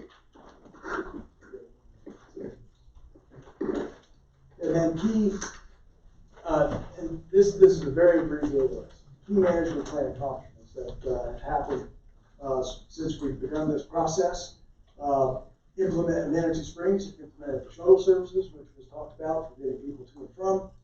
Traffic management planning efforts, not only after the Walker study, but now with the latest one. Who's the consultant? Kim Warren, thank you. Bar Trail trailhead management strategies, being property of Manitou Springs. The city has looked at various ways to handle that and how it can accommodate both the incline and the bar. And of course, the IGA with Colorado Springs was executed. A very short list. There's a lot of boxes that have been checked, but these jumped out at me. Colorado Springs, we executed an agreement with the Forest Service, CSU, and the private landowners, which allowed us to be on their property with the incline. Over $4 million has been invested in the reconstruction of the incline. That has come from a lot of grants, GOCO grants, state trail grants, FEMA grants when we had the big rainstorms back in 15 or whatever it was. That helped considerably. We have funded it through our TOPS program. And so about $4 million has gone into that Colorado Springs Utilities. Gave us some dollars as well. I think they contributed about $300,000 to that. And Manitou Springs provided some dollars. Connection trails completed. We've done our best we could to get rid of the road trails at the top, which was a huge issue for the Forest Service, as well as down off the Bar Trail parking lot. And then, of course, we executed the IGA in Manitou Springs. Kurt, could you address the North Trail? Because that would go directly to Susan's question about the wear and tear on the Bar Trail. Yep. Okay. Oh, I'm sorry. That's okay. Am I jumping ahead? Yeah. Recent progress. Updated signage. We've been trying, understanding some of the issues that came out with safety of the user and the like, trying to help people understand what the heck they're getting into. Because we all know as well as I, you've got the folks from Oklahoma and the flip-flops who think they're going to do the incline. TOPS Ranger presence. Through our TOPS program, because there's TOPS money in here, and TOPS is our Trails, Open Space, and Parks tax. It's 0.1% on everything bought in the city. We are able now to devote what we are coining as stewardship funds toward the incline. We hadn't been able to do that prior, and we've hired rangers, and we now have a ranger that one of her assignments is the Manitou incline. During this last season, she was out there a minimum of 3 days a week. We also used those dollars to retain El Paso County Sheriff's extra duty officers. It's one time for someone in a shirt and a hat to go out and say, hey, you shouldn't really be doing this, but when you have somebody who's very official looking, it reinforces the fact that you shouldn't be doing this. So just starting last year, we've had TOPS Ranger presence, and we'll be continuing that and hopefully expanding that in the current year. Mainly to keep an eye on it, to work with the Friends Group, because they are instrumental in providing the maintenance and oversight of the incline, and also to provide that law enforcement portion of it when we get the off-duty officers. May I ask you about that before we go on? Does the ranger do anything besides you really shouldn't do? Is there any enforcement authority? It's my understanding there isn't. There is no enforcement authority. That's why we get the off-duty, hire the off-duty officers. But they have no enforcement. Yes, they do. Oh, what's the? Oh no, they do have. Did you say no? They have enforcement. What's the enforcement? Well, as I understand it from dealing with Chief Rivero previously, I haven't met with Chief. There is no trespassing, a pretty broad no trespassing ordinance that can apply to many of the ordinances that could apply. And that's. And I may be getting this wrong, but kind of the catch-all that allows the enforcement of some of the rules on the incline. And there's hours of operation for hours of operation, for instance. Dogs. No dogs. So they arrest people for trespassing if they bring dogs or they go too early? So far, in last year, we didn't issue any tickets. I mean, I'm just asking because I was told by our locals that our local residents is that there's no enforcement, that you know, there might be someone who says, you know, you really shouldn't be here. Right now, it's too early, and they're like, yeah, thanks for telling me, see you later, have a nice day, and they just keep going. And then, I don't know how this works, but I was told, well, Manitou cops can't do anything because mostly it's not Manitou land. Colorado Springs doesn't do anything, so I'm trying to get some clarification from you so I can explain this to my constituents. How does that work? Well, the first part of what you said is exactly right. You and I can walk up and say, hey, I'm sorry, you can't be here. Who am I? And trust me, any number of public servants get that depending on what their responsibilities are. But we are hiring the off-duty, actually, I think El Paso County calls them extra duty in the SO, to be up there to support and have that enforcement capability. Can't be there 24 hours a day, obviously, but we are now in a position where we can hire them, we have the budget, and put them up there to help us assist with managing. But they've never given any tickets ever? To date, yet they have not. Is there a reason? Well, you know, I guess there's a couple different philosophies for law enforcement. You want some soft enforcement, don't do it. Rather than be so heavy-handed. You know, Are they going to continue to just not do anything about it, other than verbally ask nicely? No, I would say, and are we going to start seeing enforcement? I think you can expect that. Hey, you saw it 1 year. You know, if you haven't learned, then next year it's going to be a little different. So You're going to start enforcing. We will have them issue tickets as they come. I would just say that that's a way forward, Julie, that right now it's getting the baseline stuff. And so, Dole has promised that he will come back and give us updates because we do have a mutual, aid, whatever, so that our officers can give tickets. It's just when you talk to our officers, it's very, very difficult to do, cause it's easy to evade on the incline. But anyway, I would say that that is a great consideration for a future action for us. Right, now I was trying to clarify, since what we're dealing with now is what has been happening, and since the gentleman explained that what has been happening is they've been paying all this money to people to come and be rangers and be enforcement, I thought, oh, what has the enforcers been doing? And now I have my answer. They've been doing nothing. Well, kindly asking people to obey. The Northern Return Trail. Is that on here that I have to? Is this it right here? No, that's the Northern Return Trail is not lit on this. So this isn't on this map. Okay. I think that is the Ute Trail. Am I right? Correct. Yeah, that's the county's Ute Trail. So could you point out where that north trail will be? That'd be awesome. Thank you. So, do I need to introduce myself? Oh. I'm Emily Duncan. I'm from City Parks and Rec. I'm the Trails Development Coordinator. So the line here that you're seeing is the UPass Regional Trail. It's an El Paso County trail. So the trail, the northern trail that is pending construction, actually connects a little short of the tie-in equal with Bar. So about step 1300. For your reference, the tie-in with Bar is 1800, step 1800. So we're looking at a return trail from 1300 at this point, and as well as solidifying an access trail that currently is used for CSU infrastructure maintenance access at about step 495, low down here. So this is kind of the first phase of the Northern Trail. Eventually, we'll be working with U.S. Forest Service to create an equivalent to Bar to connect to the very top of the incline, which is not shown on this map. Where do those two trails go? If I get off either at whatever those numbers were, where do I go? I mean, I know where I go if I hit the bailout and I come down Bar, and I know what happens when I go to the top. But what's going to happen when I get off at those other two places? Where do I go?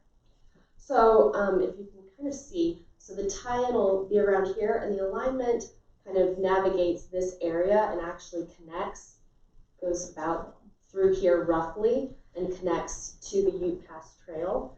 And to get down to the trailhead, then you use the U-Pass trail alignment, which would kind of double to get to the base here. The additional bailout that I spoke about earlier, that was, I actually believe it's $395.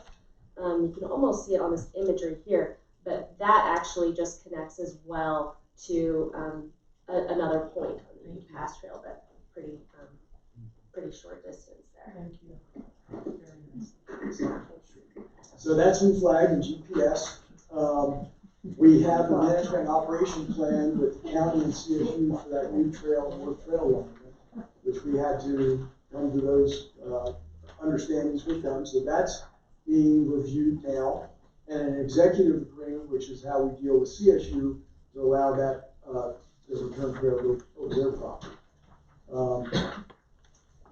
So that's recent progress that we've made. So once again, that was, I believe, in section A of the goals in the site development management plan as well, is to get that north return trail. Now, as Emily said, we ultimately want to continue it all the way up to the very top, so there'd be another option for bar as opposed to bar. There's a lot more hoops we have to jump through with the U.S. Forest Service for that. There has to be a NEPA study and other agreements with them that we have to go through. This is going to be a little easier one to accomplish. The Friends of the Incline have raised the money. They're going to pay for this. We estimate it's going to be somewhere between $40,000 and $60,000 to accomplish. A trail builder will be retained. They will also provide volunteer labor to support and assist in that, and that we expect to be done or start next fall or this fall, right? Probably late summer, early fall. So we're moving ahead with that. Topics for ongoing consideration. A few things I thought of and things I've heard: perception versus reality. We've got a lot of information to get out there because there is some misconceptions about something. For instance, one thing floated that originally the estimate for use on the incline was only going to be 30,000 to 50,000 people a year. I have no idea where that came from. In the master plan, it states that the estimate of who was using it at the time that the plan was done was between 350,000 and 500,000 people a year. That was predicated on people counters that were borrowed from Colorado Department of Transportation that were out there that recorded numbers during the month of September. And other things like that. You know, some things regarding the shuttle, I think.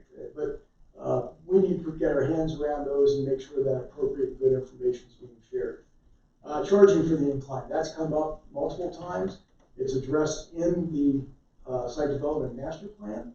It talks about the possibility of doing that. In the plan, it states our city attorney was very skeptical and not supportive of that based upon the condition of the incline at the time. That probably could change at this point in time. However, still we have to deal with the U.S. Forest Service, who would have a big say in it, since a part of the incline, probably about a third, goes over their property. Enforcement opportunities, we've already touched on that. We're in a position where we get more serious about that. Ongoing maintenance has always been a consideration. We've got a great relationship with the Friends, and we know that there's interest and concern about the Bar Trail. RIMFE has done several years of maintenance on there. We're going to continue that relationship. Traffic and congestion, you guys are well aware of that. And then education information to the users, and especially, part of the whole thrust of trying to make it as safe as possible, and also give our users options. That's why the North Trail is so important, we think. You're here from Oklahoma, and you make it out to the first new return trail point. Hey, I've done the incline. I can get off that and get them back to town and get them safe and sound. So. You have it. Next steps, this is yours. Yeah. Okay. Would it be worth asking Kurt questions first, or would you like me to kind of? at some point, I'd like to hear your ideas going forward, so however you want to package that would be. Okay, well, I'll just do it, and then whatever questions, we'll tag team the answers. So can you move your phone because your voice I is can, I right can. there, so they can hear you. Thank you. Okay, next step. So Kurt, as you see, there's just a lot that has gone into this resource, and there's a lot of variables to it and a lot of energy to it. So I don't know who it was brought up Hanging Lakes as a local, not local, a Colorado resource that gets a lot of usage. So tell me what this sounds like. Awesome outdoor amenity on Forest Service, causes lots of parking, lots of traffic issues, and is overwhelming local communities. What does that sound like? Well, that was what Hanging Lake was dealing with, is dealing with.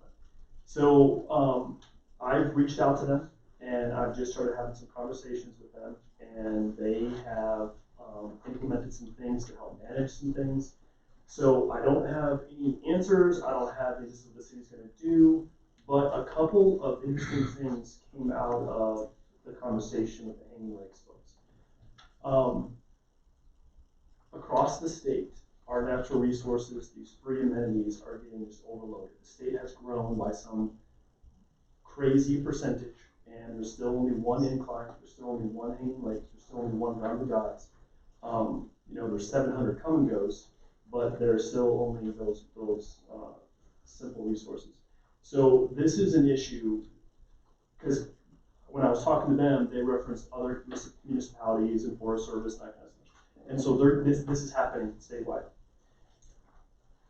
What that means for us is that there are, I think, some resources. There are people that have had some of these conversations with Forest Service. There's people that have had these conversations with visitors. There's people that have worked with chambers on how to market perhaps things differently. It's not, we want you to come, but type thing. But don't park on Rexton. And it's really done under the model of, and I put it there in parentheses, we have to protect the resource and the experience. And I think that is the message that I heard from the Hanging Lakes folks. And, we are planning on inviting the Hanging Lakes folks down to just talk to us as a public works department and city administration. Basically, what Hanging Lakes has done, and this is just out there, is that in 2019, they put together an RFP and asked for a concessionaire to come in and manage it. It's basically what happened. And there's just all of these details and nuances and facts and information about it that I don't know everything about, and we are going to learn about. But I was encouraged that there are other people who are having similar frustrations and challenges, and how they've worked through it, and how they have talked to the Forest Service about NEPA complications, and how they have communicated to visitors and that kind of stuff. So I'm encouraged that there are, 5 years ago, this resource really may not have existed, but some other people have gone ahead of us. And so we'll bring them in, we'll chat with them, and then we'll just kind of see where that goes.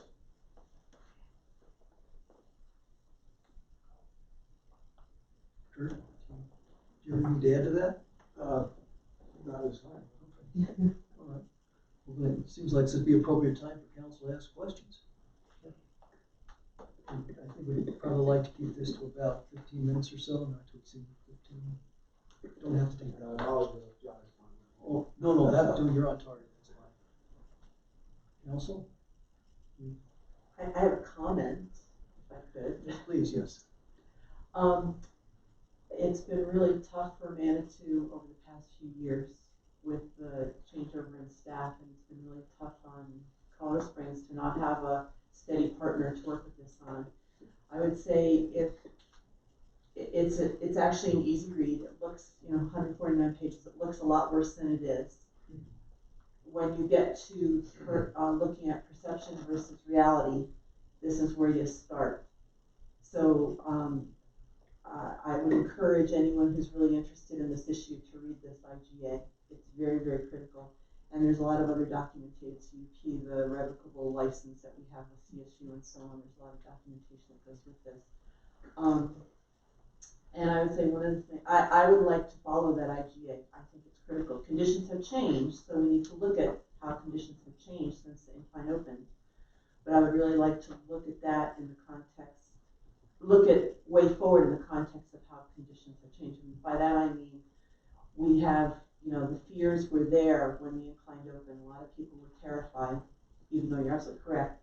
The management study or the IGA called at least 350,000 people to go up, and somehow that surprised people when it actually proved to be true. But continue to work with Colorado Springs. The IGA also calls for that neither city does anything without collaborating with the other. So as we look to Hanging Lake, obviously, Colorado Springs needs to partner with us on this. I would also say that I was so encouraged last week when the Colorado Springs Chief of Staff got up and publicly stated that that Colorado Springs knows that they have to partner with Manitou Springs on solving the transportation problem. They've done some previously, but to me that was a huge statement. And you guys have been participating all along on the TMMP, which has been great. So we've had kind of a hiatus in any actions from the Manitou Springs side in terms of what we do with the incline. Colorado Springs has continued to move forward in a lot of their actions in the IGA. So I'm looking forward now that we have steady staff, because Dole is not allowed to go anywhere, nor is Denise for a long time, to really start coming up with an action plan for the way forward to mitigate some of those conditions that have changed and the negative impacts that we have in fact realized that we couldn't, that were predicted but not, we kind of hoped that they wouldn't, that we put enough mitigation strategy, because both cities did a lot to mitigate the negative impacts. It was just, we didn't, they're more than we anticipated. So, okay, I get off my soapbox now. Thank you. Susan? Thanks, Nancy, for that recap.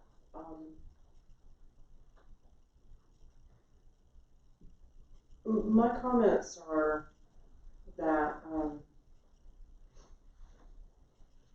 I'm glad to see that we're making all this progress and talking about it. And, you know, over the last 2 years, council, I think, has put together a really great team to address this. And we didn't follow the CML or ICA guidelines. We brought in regional talent, people who have a history. Denise, Roy, Christine, Dole with the CDOT experience. We are well positioned to take this on, and I'm really grateful for that. And I just want to point that out because we're in the best position I think we've ever been to really get on top of this. The COG is making a $100 million investment in the Rexton corridor on my side and Bob's side of the ward separation, right? And that's just the initial investment. I mean, it's a constant investment that the COG puts into the town. The real challenge, and I love the incline. I have family members who do it. I've done it. I think that incliners do bring value to town. But this is the wildest thing ever because this is your park and it's in my town. And the only way to get to your park is through Rexton Avenue. The only place to park to get to your attraction is in my town. And that makes it more and more called a nuisance attraction. That's the word that's gained a lot of traction, especially as the COG has come forth with new plans. Okay, because it really just, it's not, I'm not saying it's the COG's fault or anything, but the fact that they're developing and redeveloping, this is just where we are. For my ward, it's the people who live on Fairview across the canyon who really suffer. And you know, I like to say in council when people get upset about parking, I say, come live with me in the summer. I've got an extra room and then we can talk about parking after a month in July. Come live with me in July. Well, I think the guys on Fairview are gonna put me up there and probably not even in a tent. They're just gonna be like, you're here for a month, and you're gonna understand this, because this is critical, and I can't say that enough. It's time to solve it, solve it, solve it. I mean it. We've gotta solve it. And the only way we're gonna solve it is by really living up to this agreement, because this agreement has a section 2F, revenues and monetization, because it's all about the parties agree to research and evaluate opportunities for monetizing the incline to the mutual benefit of both parties, to include without limitation grants, donation, user fees, sponsorship fees, event fees, parking fees, concessionaire agreements, and address the maintenance needs for the incline and bar trails, parking facilities, or other related infrastructure. This is in the agreement. And the last time I brought it up, which was maybe a year ago, I'm sorry, I don't remember when you were here last, 2 years ago, there was no traction. We have, and I'm making up numbers here, but if we have 350,000 people and we charge them $1, we've got $350,000 to work with. If we charge them 2, 3, 4, 5, you can do the math. I just think that we have, it's so interesting because it's your park. Parks aren't profit centers. Parks are something municipalities provide, right? And they subsidize it. That's just the way it works. We don't expect our pool really to make money. It'd be great if it did, and it does as well as it can, but we know at the end of the day that if we're gonna have a pool in this town, we're gonna have to subsidize it. We can't do anything because this isn't our park, but the only way in is through us. And I'm just repeating this and repeating this part of the agreement because I know that those people who live in my ward up there are at the edge, at the end of their rope, and they need us to solve this. And again, I have full confidence. Christine also has a ton of regional experience, but we have to really do it this time. And as long as I've been here, there was the illegal part, and since the legal part, we've not done it. And I think we just have to do it. Thank you. Thank you for that. That paragraph, by the way, is on page 6 of the document. I was going to talk about it, but thank you. You did a great job covering it. First of all, we have to, on both of our ends, we have to uphold the agreement that we signed. And we also have to make some really tough decisions. And we have to look at Hanging Lakes. And one of the things Hanging Lakes does, it restricts the number of people that can go to Hanging Lakes. We need to take a look at restricting the number of people that come up Ruxton Avenue and come up the incline. Topics for ongoing consideration. I'm really sad that 2 of those topics are not environmental issues and potential health concerns of our residents. Those need to be added and taken a look at. We need to really seriously consider restricting access to the incline and charging for the incline. And I'm not talking about $1. I'm talking about looking at the costs of what it costs Manitou to get people up there. And I'm talking about the traffic, the buses, the infrastructure toll that those buses take, the potential health concerns, the potential environmental concerns, the rescues we do, the trash up there. I mean, there are multiple impacts to the residents for the incline. And we just need to roll up our sleeves and take a look, honest, good look at that. It absolutely says that we need to look at monetizing the incline, not because we want to make a lot of money and have them in our coffers, but because we want to offset the negative impacts that the incline has on our community. I just had coffee with someone who lives on Fairview, and he was in tears. He's building a house somewhere else and considering moving out of here because he goes, you know what? 4:30 in the morning, people come up there, their dogs are barking, and oh, by the way, we need to enforce. We need people up there enforcing, because I know of animals that have perished up there. So it's not just your, out-of-state tourists with the flip-flops. They bring their dog up there and their dog dies. You know, we've got to take a serious look at this. And let me tell you, it's not going to get any better because people are going to keep moving and moving and moving to Colorado. We're going to have climate refugees pretty soon. And until we run out of resources like water in Colorado, we're going to let people just keep on coming. And if you look at the predictions for the growth in Colorado Springs, the impact on our little Manitou Springs is going to be profound. And I totally agree with Councilor Wolbrook that the time to roll up our sleeves and do something about it, as unpopular as that may seem to some people, is now. Anyone else? Do you wanna go, Bob? Sure. Mr. Mayor, fellow council members, and specifically our SWAT team on this issue. This topic, of course, came up last Tuesday night, and when you get an opportunity, you might want to watch some sections of the video on that.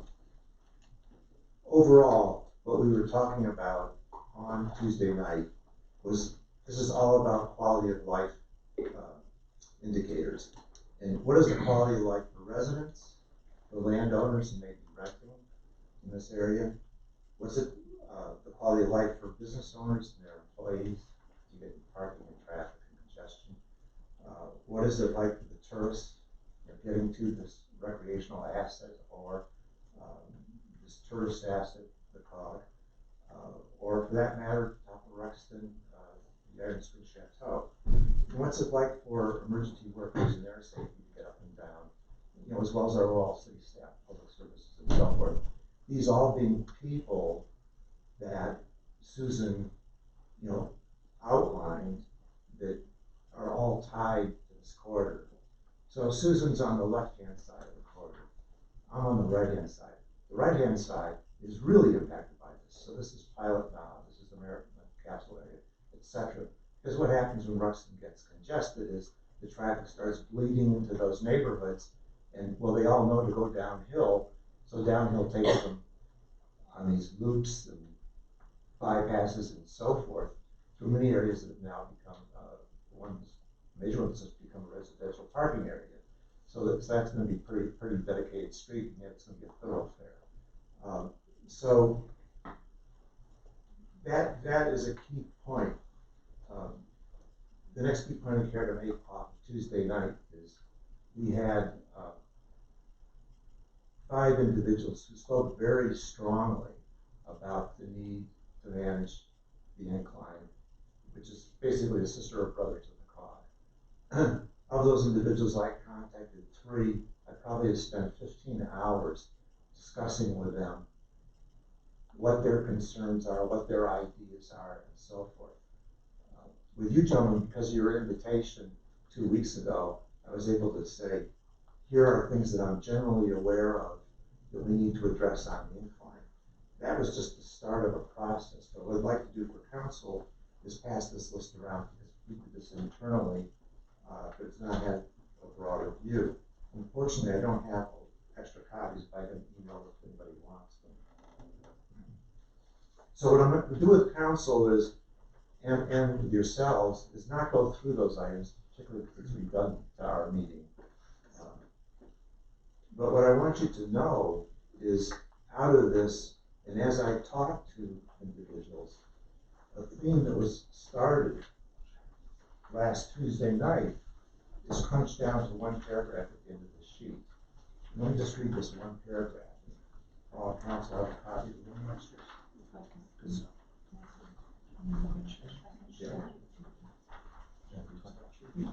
Move it up, thank you.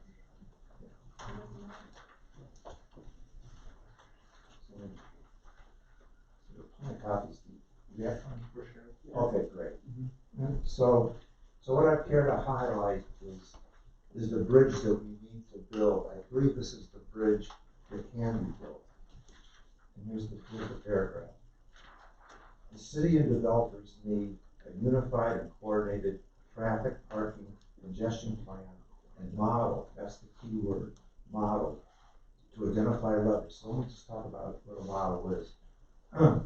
A model gives you how the traffic will flow, and we know what it is for the incline 350 50,000 users. We have an idea of what the seasonality is of that. We have an idea what the peak day is. We'll be getting the same data from the COG. That was one of the things that was discussed on Tuesday night as part of our collaborative effort. So these inputs can all be merged by a traffic engineer, and that also was offered on Tuesday night, this resource. All that information can be merged to establish a base case based on what we know as to what we might anticipate in terms of those parameters. And so those parameters become very important. I'll come back to the parameters. Also with the model, one can start coming up with thresholds that we want to identify. Thresholds like, how long should the tailback on Ruxton go? Should it go a quarter mile, should it go a half a mile, should it go all the way up? How much stalled traffic should we allow downtown? Stalled traffic is stop traffic. What kind of emergency access is available if you have to run up the hill? And how does that look? What's the transit time of that? This can all be analytically done with a base set of assumptions. And those assumptions exist. I mean, the COG is busily scheduling their trains. They'll be adding potential for capacity now that they have dual tracks at the bottom, because it used to be you had to get on a car, go up, the car would come back down and had to empty, then had to be cleaned, refilled, and so forth. With double tracking, there'll be an exit platform, there'll be an entrance platform, and so there'll always be a car, red hot car waiting once the incline street, the trails go up. So their site can be modeled. They've offered to share that. The City of Colorado Springs, Jeff Green, has offered the traffic engineer and the resources to get to this modeling. And once it's established, here's the key point. We never will know what's going to exactly open, what's going to exactly happen when the COG and the incline open. We'll know what the incline does this summer, of course. But when the COG gets overlaid on that, it's going to be very hard to guess what's going to happen. But this model will at least give you the assumptions. And so, as that first season unrolls, if this modeling work is done, what we'll be able to do is say, okay, what are the levers we have? And the levers we will have from that model is we'll be able to do things like establish caps.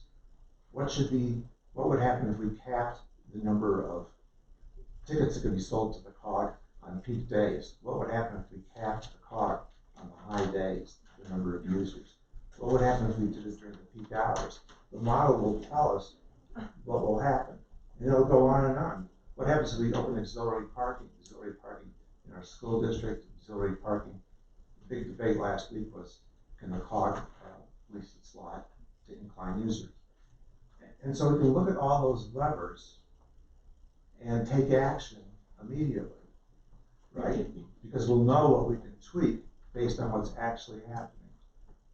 So the bottom line point becomes, we're all partners in this, and the city could say to our developing partners, the three, including the Chateau, at some point we hit a juncture where those levers aren't working, and we could say, look, we'd like to give you, as part of this overall agreement we'll come to, we have lots of time to get this agreement done.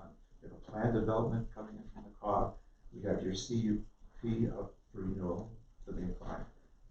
And so what we can do is, if it gets overwhelming, the city could, for example, take an action to say, the Ruxton corridor in 30 days, if you're not able to manage it, you the developers, you who are running this, you who have this model, if you're not able to manage it in 30 days, then we will manage the entrance at the bottom.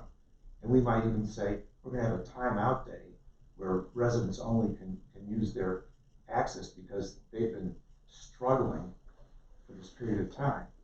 So this is the kind of thing, and this is the great opportunity we have of the staff we have on board, that I have total confidence in their getting underneath this because of their presentation last Tuesday night.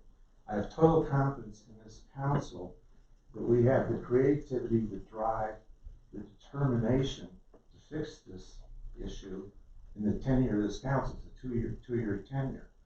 The paper reported I had confidence in the mayor. What I actually said was I had encompassing the leadership and the management of both the mayor, our highest elected official, and the leadership and management of our city administrator, our most highly appointed official. And from them flows, in our case, council, and Denise's case, staff.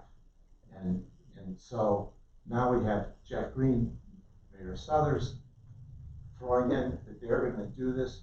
You know, the COG invited them to be there. The COG has a great partnership with the city of Colorado Springs. We all know that.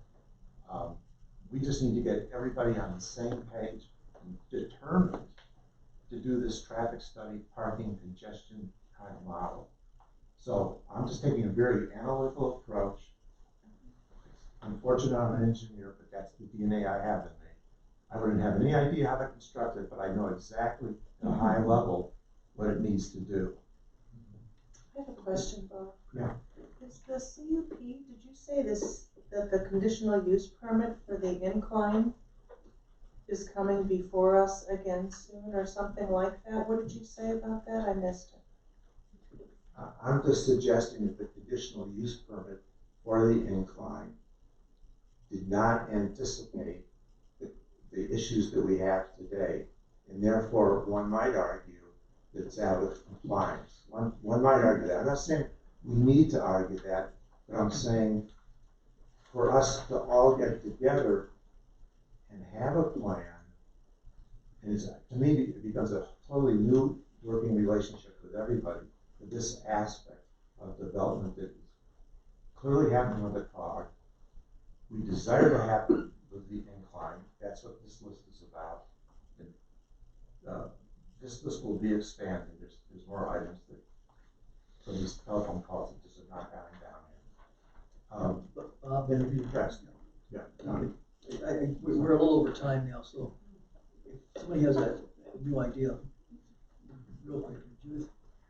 So what I'd like to say is, all I've done this week, knowing that this was going to be on the agenda, was engage residents in Manitou to ask them how they feel about the incline. I've talked to my neighbors, I've met people for coffee, and one of the amazing things about the residents of Manitou is they'll be very quick to point out and articulate the problems that we have with the incline, but they also have amazing solutions. We are a solution-oriented community, and I should have typed out all of the amazing ideas that came out of our residents, including Hiawatha Gardens, using that as a staging area for the incline. Somebody comes and they buy their ticket. When they buy their ticket, the person says, "Oh, I'm sorry, you have a dog. Dogs aren't allowed on the incline." They pay for their ticket, and we say, you know, your ticket includes your parking, it includes going up the incline, it includes emergency rescue, should we need to do that? And oh, by the way, you know, sometimes we have to educate our people, and oh, by the way, you've got a baby in a backpack with no hat on, and maybe some sunblock would be good. So these are opportunities where they buy their ticket, and then we hand them a coupon book when they buy their ticket with local business coupons. So here's, after you're done, you know, come down. So yes, we're talking about the problem, but including all of the ideas that have come up with, we also have the solution here. I believe we do. We have an incredible staff. We have a committed council, and we have residents in this town that, you know, most of those 300,000 plus people who come to the incline, when they get off the incline, they go to their house and they live somewhere else besides Manitou. So it isn't in their mind to think, wow, I wonder what the environmental and health and traffic impacts are on our little Manitou. I'm just going to come. But the residents do know. And so I'm confident that we have the solution, and I'm confident that it's going to be difficult, but we can get it done. Great. Gentlemen, we've heard a lot of good ideas from you. We've heard some comments from us, so I guess we know what the next step is. Thank you very much. Appreciate it. It's time for a break. Let's take about a 10-minute recess. I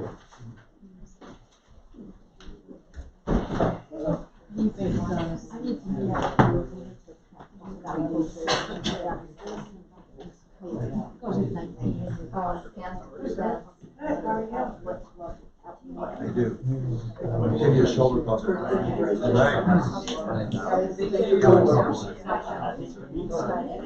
Right, congratulations. Yeah.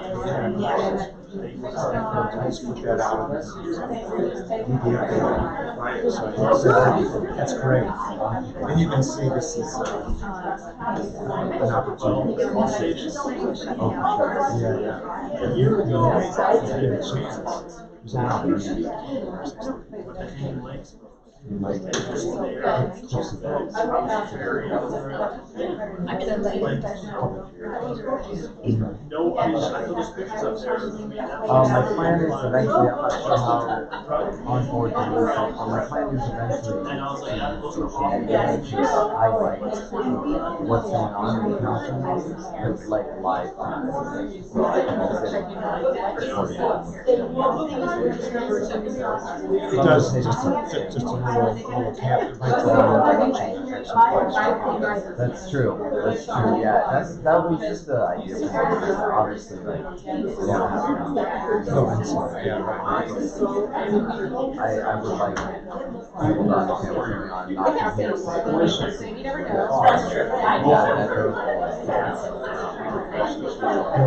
just on that point, for example, and that's something. Well, I'm concerned about all the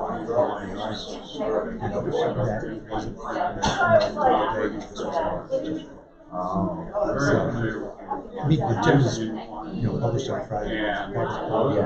But unless somebody dumbs it down and puts the rest of the notes is what's there, you're not going to look at it. Yeah, people aren't going to open the agenda.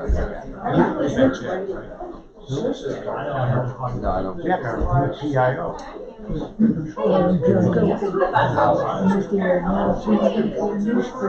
Oh, that's awesome. I'm sure we'll be in touch.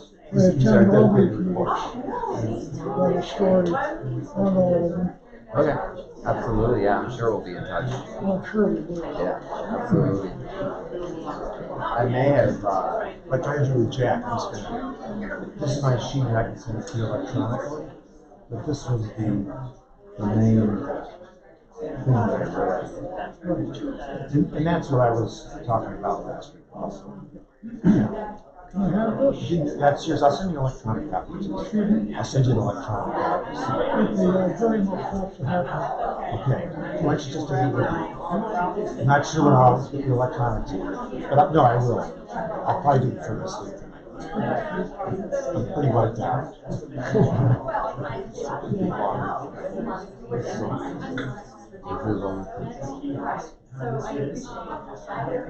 Oh, good to meet you, Jack. I'm sure we'll see copies.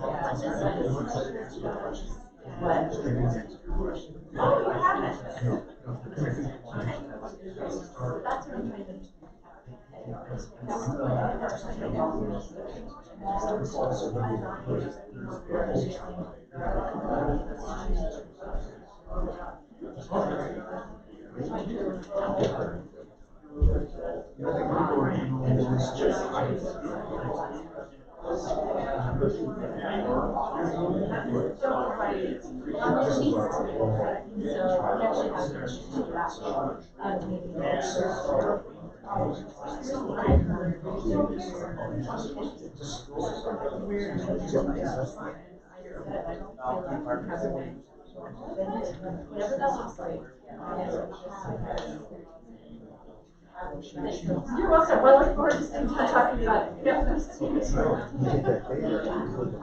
Well, I mean, yeah, but we don't have.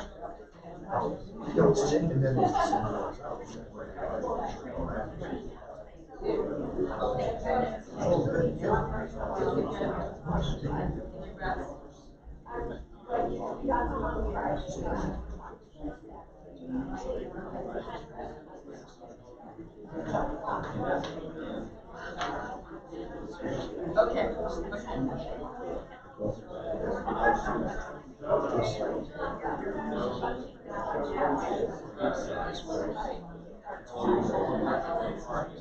I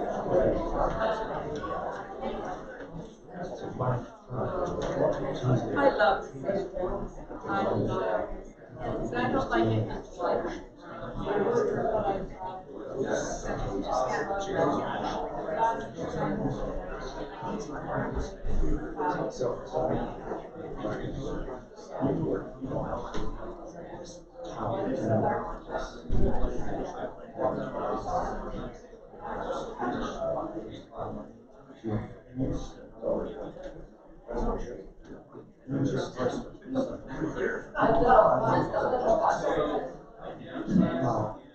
Get to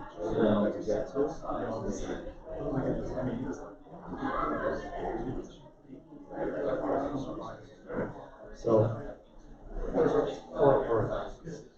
Good job, you look sharp.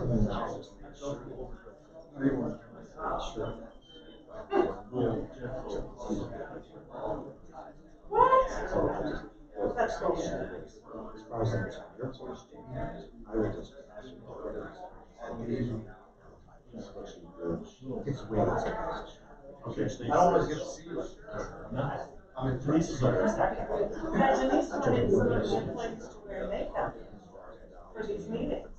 And the planning director at the time said, well, if you're gonna make my employees wear makeup, I'm including my male employees too. Because I don't discriminate. Well, I tried it. And then Denise decided to change her mind. There is a about light shade, it. that Then one she light shade. decided to change her mind about the makeup. No, I don't want That would have been adorable. I can't just visualizing Dylan. She told Kim, I want you all to wear makeup. I was like, oh, that. Oh,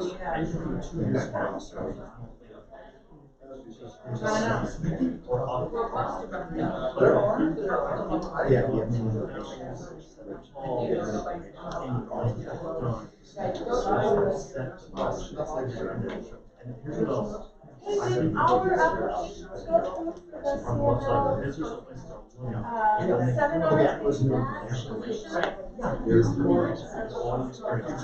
So when we're ready to go,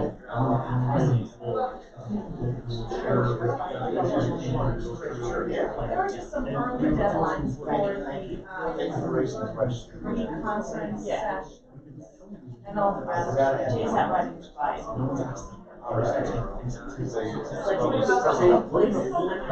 Yeah, well, I just said, you want to go to these 2 seminars, you have to let us know by March 2nd.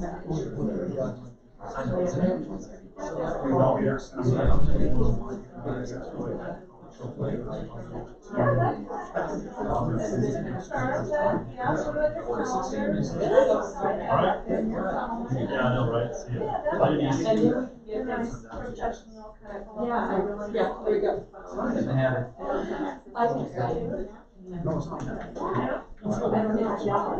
There were so many things that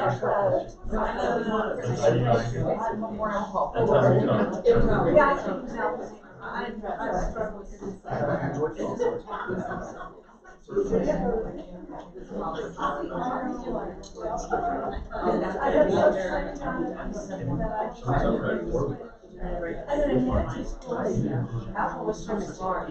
Got it. Just in case.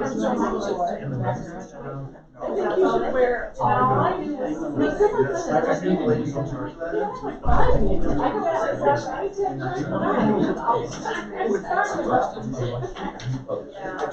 Each one that I go by. I just keep them in my little.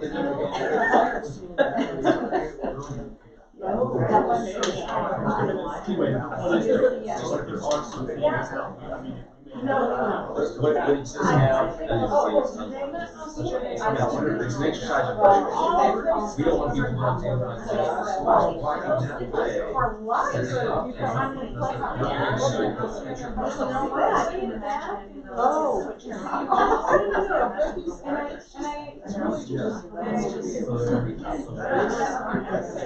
I don't think anyone's seen it. But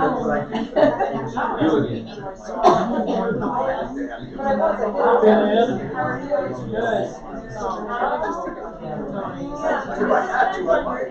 was I think in second grade. Yes. I got some of that. I didn't know about the watch.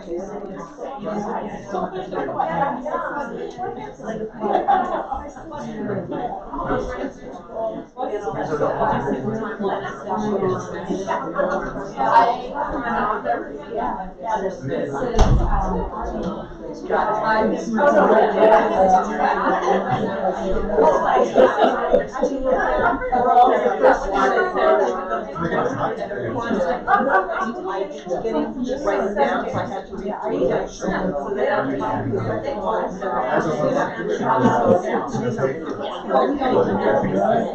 read it. So Sorry, you're wrong. It's got the heart on, great deal.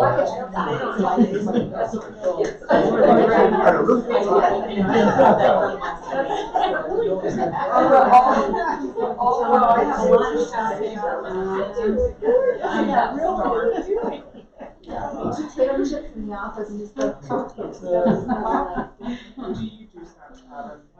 I don't, but my kids do. Always, always. Let's go ahead and get started again. The next item, I believe, is the discussion of the MAC.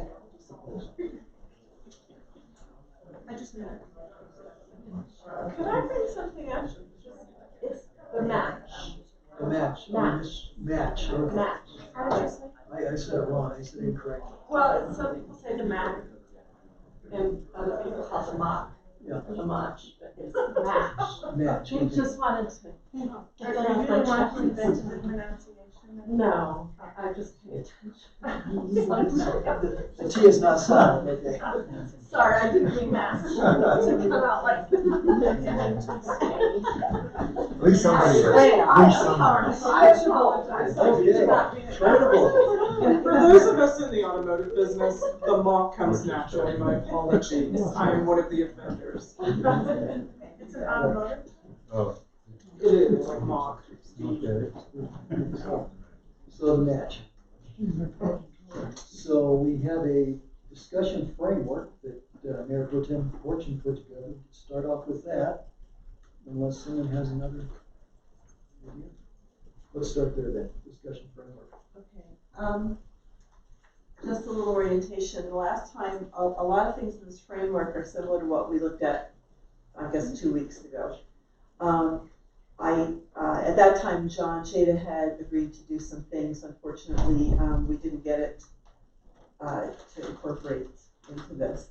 So I went ahead and did this one instead. And what I did was, as I mentioned the last time, was that to me there's a lot of similarities between the open space tax and the ballot initiative and the ordinance that was written, and this one in this ballot initiative and ordinance. So I put both of those in there so that you can kind of get some ideas. But for tonight, since it's getting late, I thought you could take this home. We could discuss it tonight, or we could just discuss membership.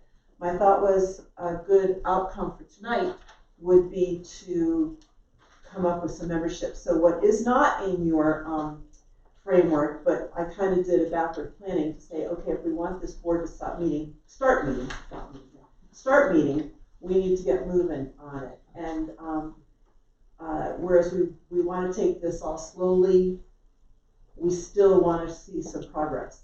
So to me, the board might be the easiest thing to do. So I did some backward planning on some steps that we would need to take in order to get to the first board meeting, which I currently scheduled, which I anticipate saying if we could have a first meeting of the match board by late April or early May. And that might be optimistic, don't know. So then backward planning, that would mean by April 21st, council would interview candidates and appoint members. By April 17th, Judy would have to have all the information in the council packets for us to make a decision and interview candidates on the 21st. By April 13th, all the applicants would have to submit their packet to Judy. By March 24th through April 13th, we would advertise through all our platforms to advertise that we're looking for members so that we could cast as wide a net as possible.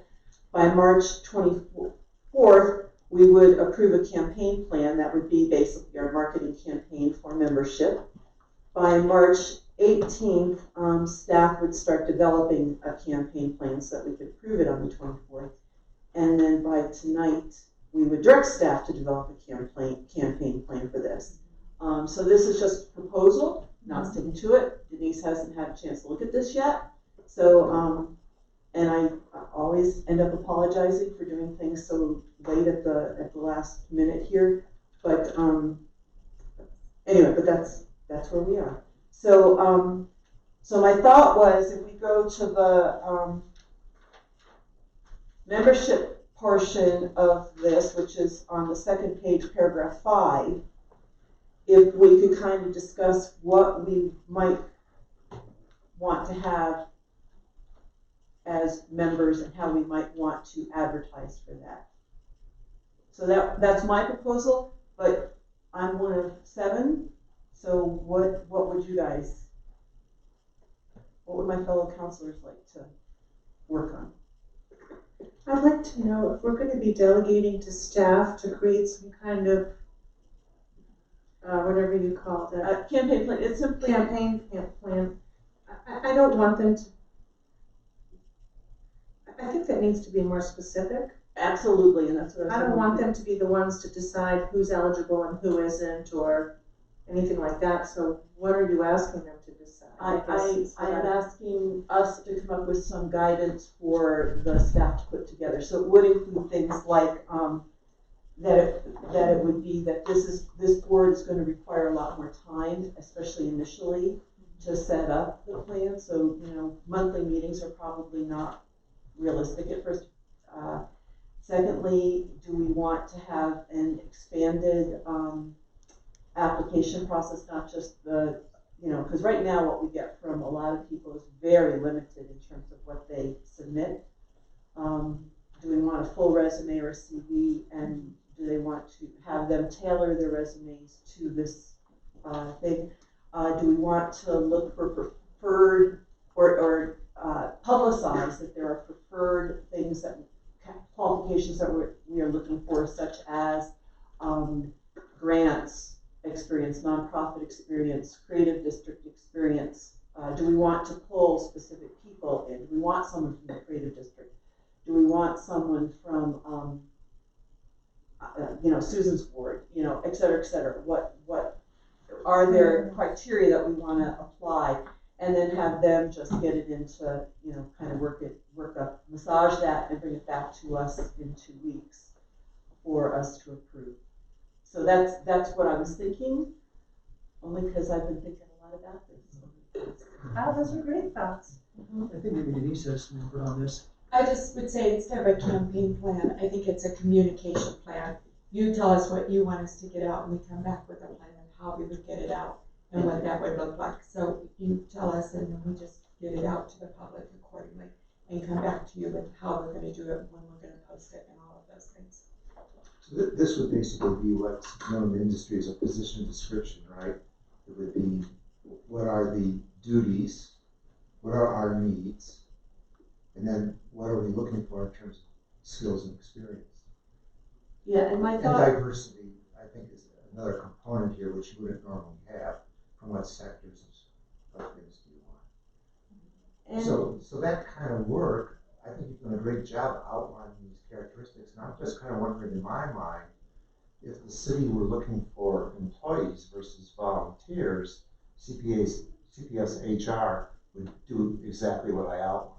They get some rough input, they would bring it to the city administrators, and you would collaborate and come up with that.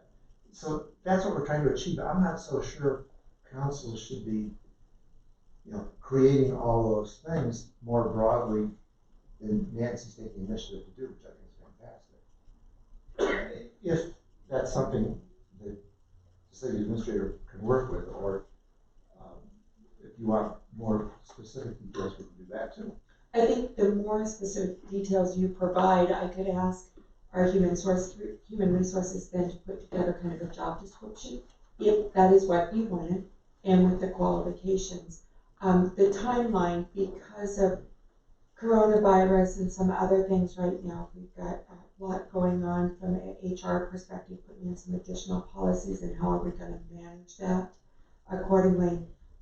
Also, nothing like coming in as always, you know, I haven't introduced Alex yet, but Alex is behind me and he is our new PIO.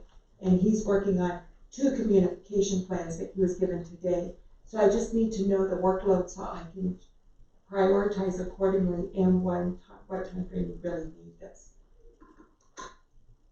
Well, the time frame is set out on Nancy's chart.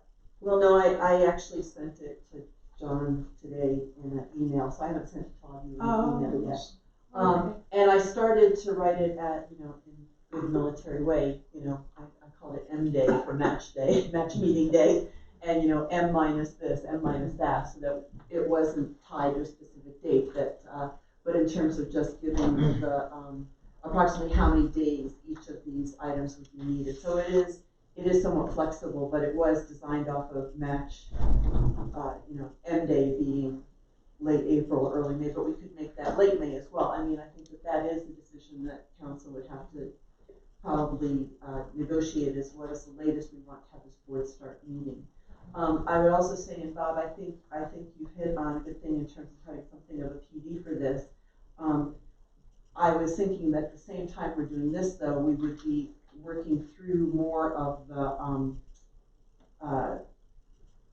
functions and I can't remember what this is called, the roles and functions or something.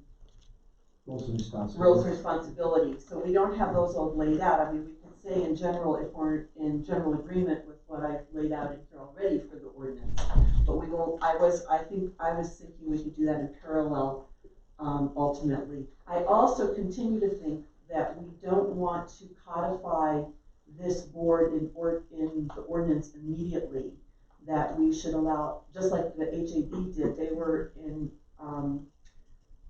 session for probably 1.5 years before they actually codified their roles and responsibilities. So I think it would behoove us to let this board, we could come up with a general framework for it, but let the board kind of come back with this makes sense, or maybe this wasn't thought out well enough, to give them a little bit of time before we actually amend the ordinance, was something I thought about as well. So. I like that idea. I'd also like to give you kudos for the tremendous amount of time and energy you put into this, not only to give us all a little bit of background comparing it to OSAC, but really thoughtful and well done, and with a timeline that I'm sure you'll share with us shortly.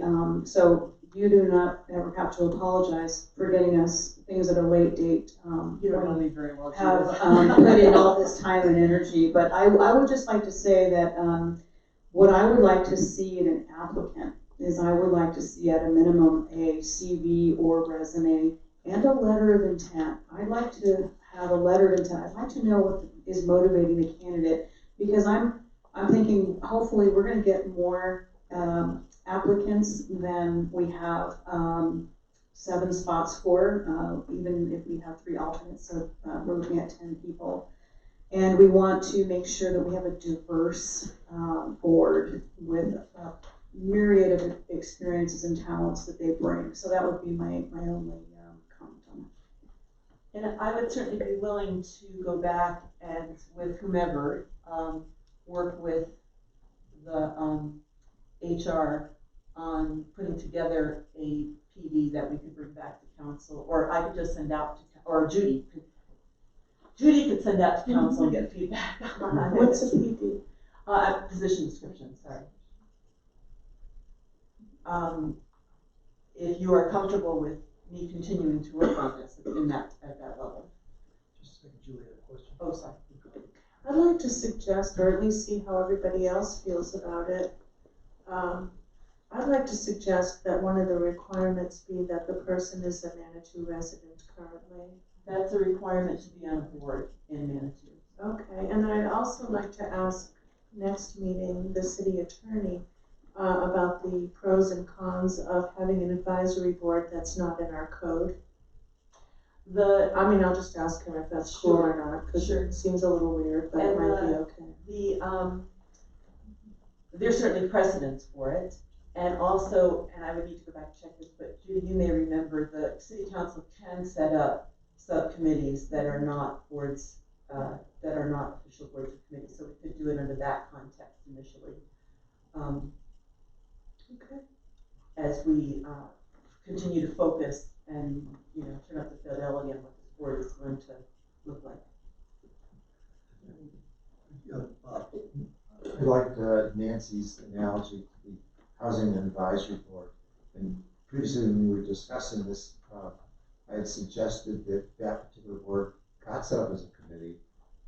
Green Toll actually was kind of the shadow chair for that until it got staffed up.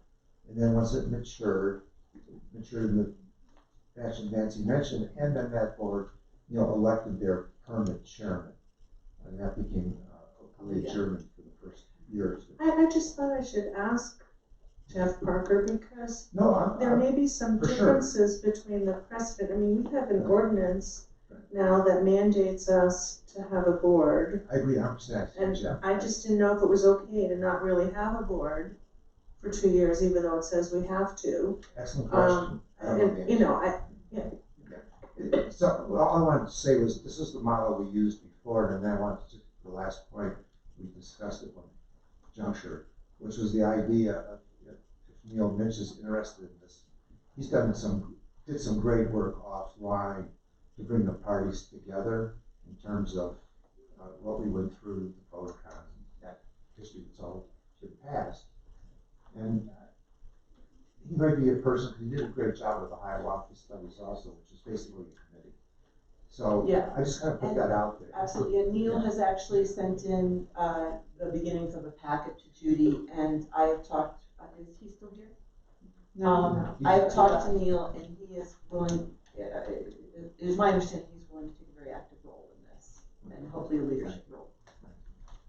I really like your idea about requiring as part of the packet that you were the one who said it was your idea. Whoever put the idea out, that there be both a resume and a letter of intent explaining why you're interested, and I think that will really help us. And I've captured that because I also think that that's a good. Yeah. I like it. I have one, just one comment, and this would be up to council to determine, but there has been some questions from the community about people who are on boards of the recipients of funding.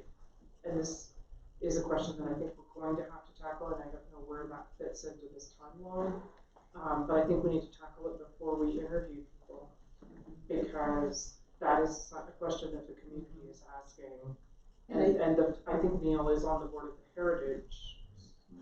And I'm just bringing this up as something that I think council needs to have a discussion about, because the community is asking about it. And I think that's an excellent question, and I think there are mechanisms by which to resolve those sorts of conflicts of interest that I will include in here, that in some form or fashion that needs to somehow be addressed. Would it just simply be, are you thinking just simply that you would recuse yourself from voting on who's going to get the money if you're one of the recipients? So that might mean that out of our 7 board members, if 5 of them happen to be the potential recipients, we may not even have a quorum. So we're going to have to really look at that. Right, and I think there are challenges, because initially, as council will be appointing them, we can take their participation on nonprofits into consideration if we so choose. But it's difficult to tell someone, well, you're on this board, then you can't be on a board of a nonprofit. I mean, I can see where it gets challenging, so I think we need to work through that very carefully. Lindsay, thanks for the work you've done so far and for continuing to volunteer with this. It seems like council is happy since we're all suggesting things for you to do. Yeah, I would ask though, again, that people look at this with great thought and send any recommendations to Judy, who I can then get your ideas from and further incorporate it. You know, so I would really, really appreciate that, and that will save us from a lot of discussion here, since it's late, so that we can continue to move forward with this. Is that agreeable to everybody? Should we be adopting your not yet released timeline next Tuesday? Since the timeline provided for something happening Yeah. on Tuesday? Yeah, what I could, I'll have to look either next Tuesday or the following week. We can, in a work session, we can provide direction to staff, and I think that this would fall under the direction, so we could do it in a work session. At this point, I don't think that there's anything that we have to do. I don't think there's any major decisions at this point. We have to make just guidance to keep things moving. Well, if you want us to have a campaign plan completed by March 18th, you've got to let us know that that's the direction you want us to go, because, again, I have two communications plans already given, and I just need to. Yeah, and I don't think this one will be a fraction as complex as Right, the other ones right. that you're looking at. But is that the direction you're asking, is that we come back, or we'll send it probably via the packet of a communication plan by next week? My suspicion is that I'm gonna come back with an extended timeline. Okay, thank you. Because Push it out. just push it out at least 2 to 3 weeks, probably. Okay, but we can start working. Right, exactly. Okay, thank you. Exactly. So it would be like the end of May, probably before the first meeting, if everyone is comfortable with that. Again, I think if we can solve a project at some point in the not too distant future, give a solid date of when this board will start meeting, I think that would be very helpful, and we can do that. May I just mention something, it's minor, just so, because I'm afraid I'll forget later. I think what we should do is keep track of all the people who do send us an interview request or their resume and their application. Because I've been told lately that people who apply for city jobs never find out if they got the job or they didn't get the job. I mean, if you got the job, I guess you find out. If you didn't get the job, nobody notifies them. That's terrible. So I want to make sure that if anyone bothers to step up and volunteer and we don't choose them, I want to make sure that they get a response thanking them for their application and letting them know that we did not choose them. Oh, great point. And I'll segue into that because if we have a typical board of 7 people and 3 alternates, we don't know, circumstances may happen that somebody may need to drop out or move on, and we have a pool of individual that may step up to the plate and fill up that role. Any further discussion on this? Okay. Well, if that's okay, then I think we'll call that good for tonight on this topic, and we'll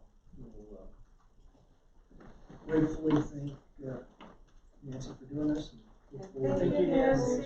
You're most welcome. And I'll update this little, include the schedule and send this out to you in the next couple of days. Great, thank you.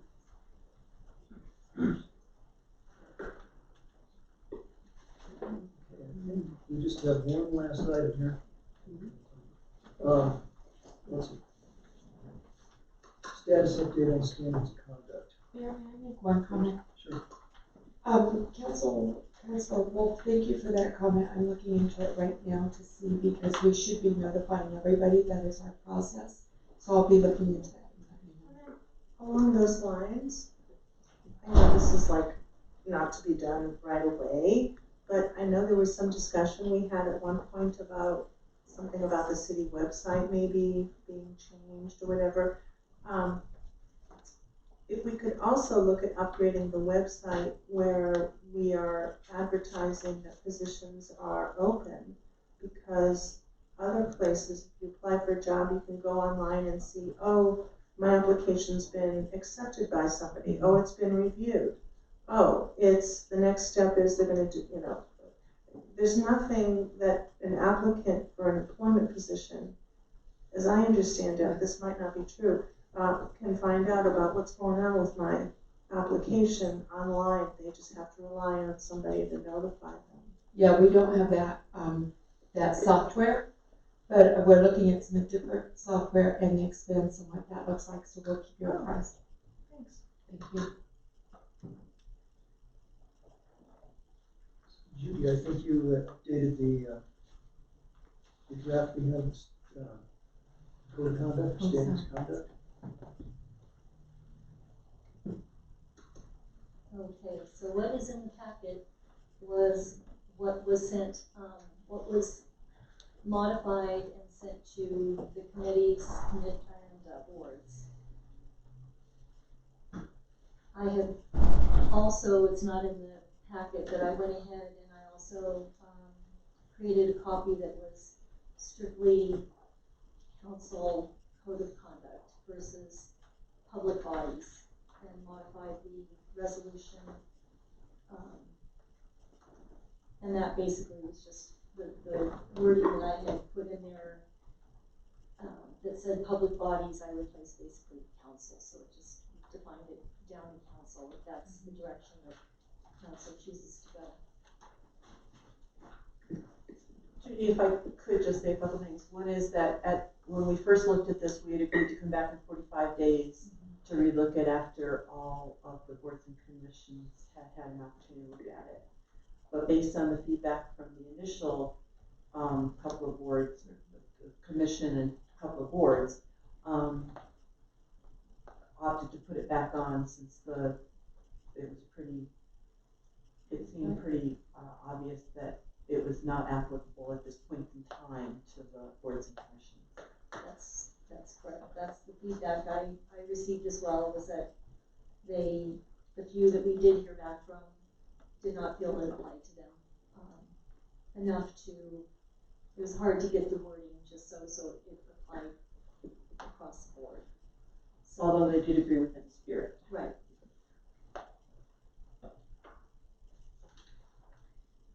So I know that there was mentioned to me today about some wording that the council had intended to include in here that would speak to the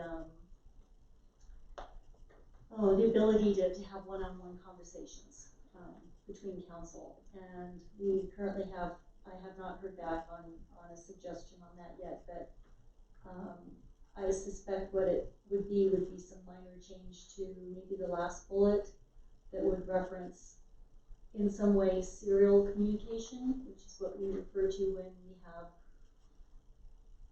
a person speak to another person on that board, who then turns and talks to another person, however they do it. If they do it in succession in a way that's, they may not all be in the same room, but they are all involved in the same conversation eventually.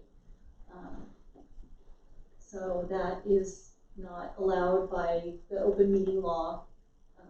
So we want to make sure we capture that in this.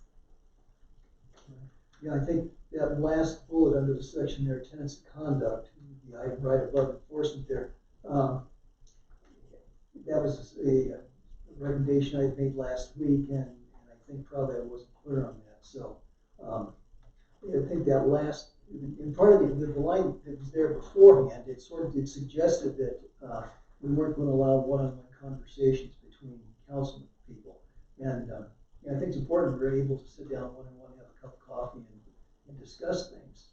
It wasn't, my intent was to say that that's okay, but 3 or more people, then that's not approved, not allowed. This was a big issue for me in reading over this. And I see it more as falling under enforcement. Because when I look under enforcement, you've got the pendulum swings really wide. Members should seek private conversations with any member observed in violation. Really what that's saying is, if I have a conflict with someone, for example, if I have a conflict with Mayor John Graham, the adult thing to do, obviously, is to try to talk that over with the mayor. However, if the two of us cannot come to a reasonable solution, then the second bullet on enforcement is, if self-regulation is not effective, the public officials as a body may seek public action to address violations. To me, that's there's a middle part where what we need is a chain of command that includes an arbiter, right? So if I'm having an issue with a city council member, or they're having an issue with me, and they come to me and in good spirit, we try to work it out, but we're just not able to get to a solution, we are not able to pull in another council member because we'll trigger the public meeting posting. So my question, and I discussed it with the mayor today, is who is our arbiter then? So then where's the next step that we take this where we can safely discuss an issue and come to a potential resolution? And if that doesn't work out, then, you know what I mean? It says, what's the next step? And I think that falls under clarifying that enforcement a little bit more. I understand what you're saying. And that was one of the things when I was looking at this was, you know, how do you want teeth in this? Or do you want it to be kind of a general picture from, you know, high above looking down, just kind of generalizing. And that was the direction initially I did receive, was just to not really establish the enforcement in any great depth for this particular document, but just to give a general statement that would indicate that, you know, it wouldn't just die there. There would be some further, and that would probably, at this point, unless it's determined, it would probably be done through a council meeting where they would bring the issue up and determine how to handle it. You know, whether to now create a document or a section that would lay out those enforcement steps and who would be the arbitrator and who would, you know, what enforcement can you enforce? You know, what can you do? You know, there is that concept of your elected officials, the people elected you. What can the council do from moving forward on something like that? So it does get much more involved. May I speak to that? So we spent an entire Saturday of orientation. It was a great meeting. I learned a lot. It was really, you know, out of that came the tenets of the code of conduct that we're talking about tonight. And however, it's just a piece of paper with some great things on it. If it's not enforced, and I mean enforced by council, right? And so if it is if the council, you know, decides that they want something like, you know, code of conduct light, then there you have it. But if we're going to have a code of conduct, in my personal opinion, it must have teeth in it, and it must spell out a chain of command so that the citizens who voted us in say, oh, they've got this really great code of conduct, and if there are some perceived problems, the council has a protocol by which to, you know, first you will abide by the code of conduct, and then you will talk to that individual if you have a problem, and then if you can't resolve that, then, you know, here are the next steps we take. And I think also it's important for us to address that from a standpoint of legality, right? So I try, you know, this is what happened, this is what I tried to do, this is my paper trail about that, this is who I contacted, this was my, you know, behavior, and then this is what I did about it. And so if we just leave it like this, I still have a lot of questions about if I do have an issue, who is my arbiter? Is it the city administrator? Is it Jeff Parker? Is, you know, who do we go to? And I also asked Mayor Graham if does this trigger an executive session? And I was told that it doesn't meet that. So I'm really confused about what would be the next step in making sure that we uphold this. You're right. I've sat through all this discussion with another municipality, and it did take quite a while to get through it, and there's a lot of back and forth.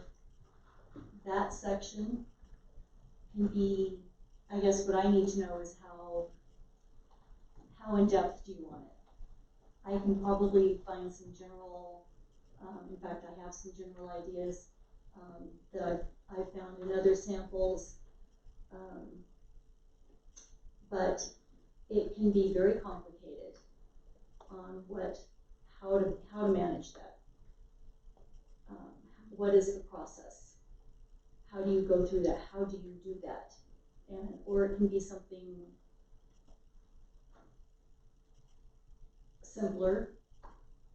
I guess that's what I would need to know from the council. Where do you want to go with that?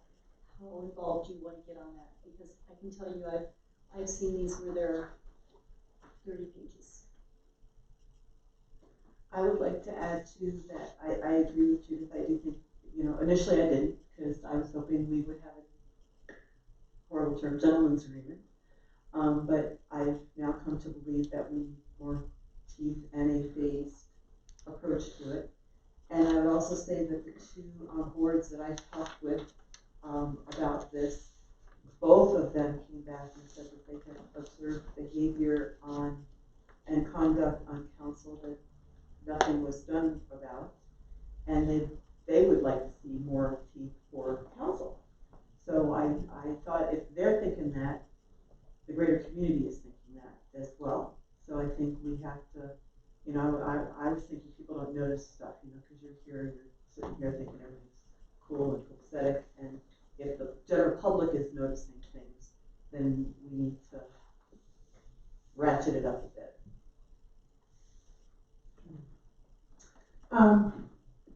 Thanks. I think a few problems that I see is that this doesn't say who's supposed to decide, okay? And a lot of these sentences are way too vague. Support the decision of the public official as a body, even if you voted in the minority, certain exceptions may apply. Is that a violation of free speech? I absolutely intend to be able to answer questions and talk to my constituents about decisions that this body has made, whether I voted in the minority or the majority. I expect to speak my mind, and I would absolutely vote against anything that suggests that I'm not allowed to do that anymore. I think this also, if this is going to be something where council has the right to fire each other, then I need to look at the legalities of that, because if Judith was elected by her constituents and I decide I don't like the way she looks at me and I don't like her behavior, I don't think I should have the right to get her off council. So I absolutely object to the enforcement part that says, if things don't work out, seek public action to address violations. What is that? Do I write a letter to the newspaper and I say I don't like the way the mayor's treating me, and here's why, and I want the public to initiate a recall petition against him? I mean, I don't know what that's supposed to be. So the whole thing is creepy to me. I think, I don't agree with any kind of, I don't mind having some nice little, religious sounding, let's be nice to each other stuff. And certainly I don't mind reinventing the code and repeating certain sections of the code that says, follow the public sunshine laws and that kind of thing. Don't meet with more than one person at a time. I don't see the point of stating that because it's already the law, so that's goofy to me. But I guess I shouldn't complain about it. It's just weird. But I don't believe that there should be any enforcement of any of this. No enforcement. Well, what would you do? What would you do? If you want to get someone kicked off of council, you initiate a recall petition. That's what the people do. That's what where the power should reside. Exactly. That's where the power should reside. I completely agree. That's why I disagree with the enforcement. At this moment, most of the 5,300 people who live in Manitou are not here. We're supposed to be running the shop, okay? Right. So we need to regulate ourselves, okay? Right. And yes, I think some enforcement is in order. Like what? Well, my first thought would be to try to talk one-on-one and try to work it out, okay? That doesn't always work. And I have examples. We all have examples of that.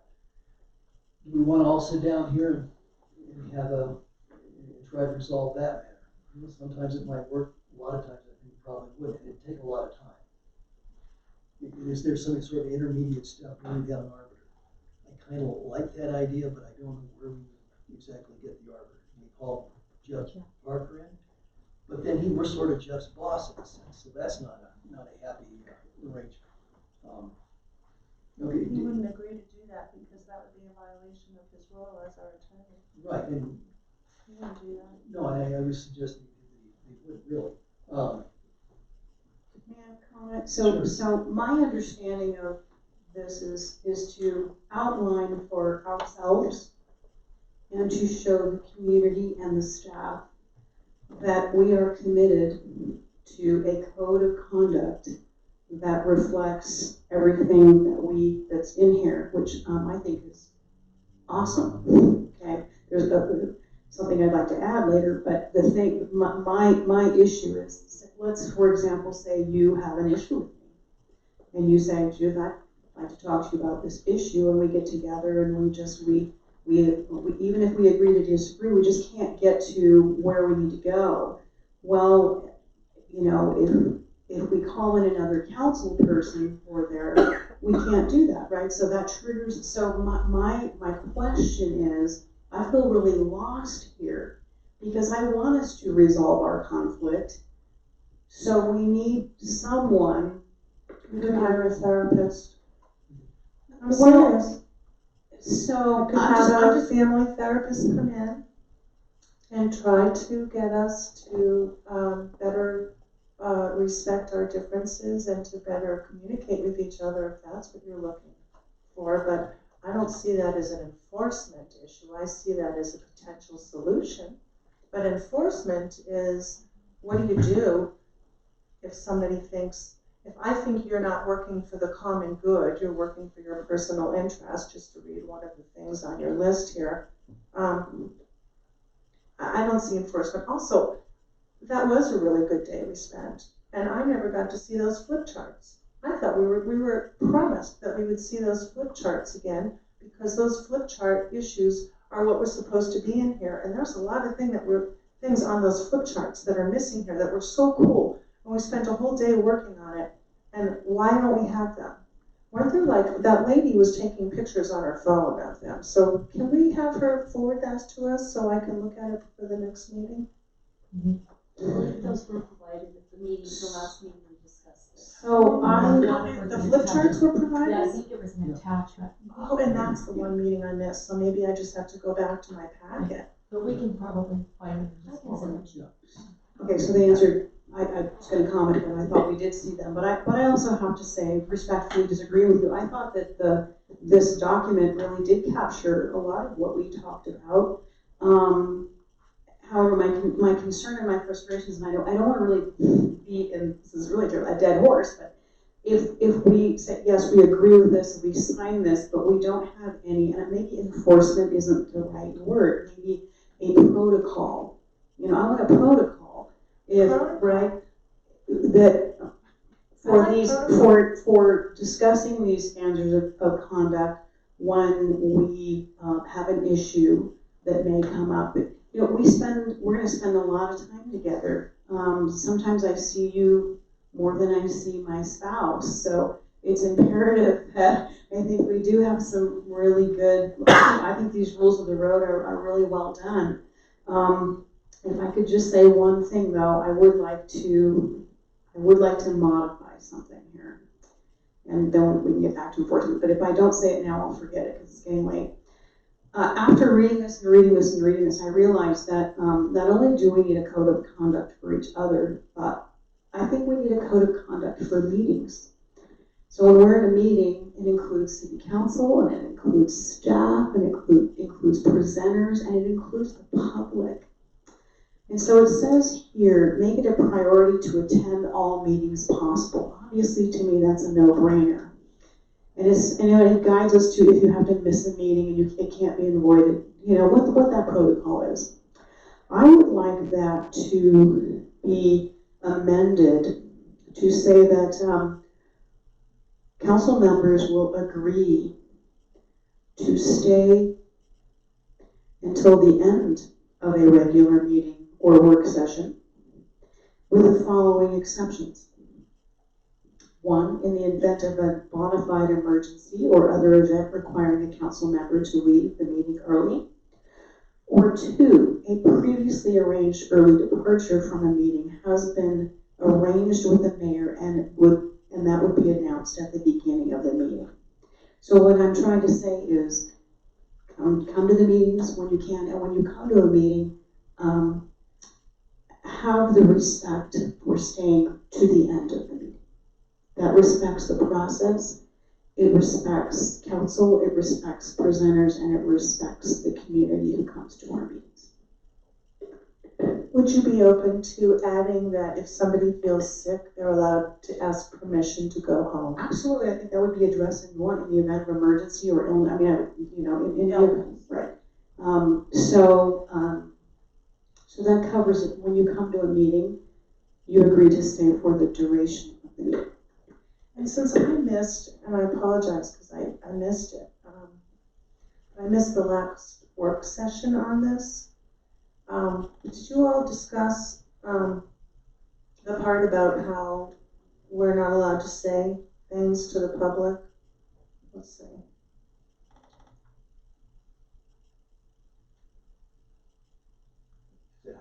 Yeah, it's the highlighted one. Yeah, support the decisions of public officials as a body, even if you voted in the minority. Certain exceptions may apply. I guess I need to know what that means and what are the exceptions, because that sounds a little like Russia or something. Like you're not allowed to say what you think, even when you're having a discussion. I need that elaborated more so I can feel more comfortable with what it's saying. That's something that I've asked for on multiple times.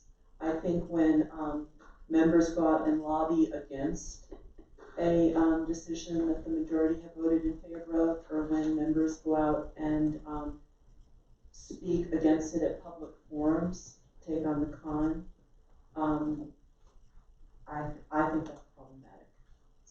And I know that people, Bob and Susan, disagree with me on that. They consider it a freedom of speech. I consider it just wrong when you go out and lobby against something that council has decided about. And I agree with Bob and Susan, and I'll be voting against it. You know, I have a really different take on that.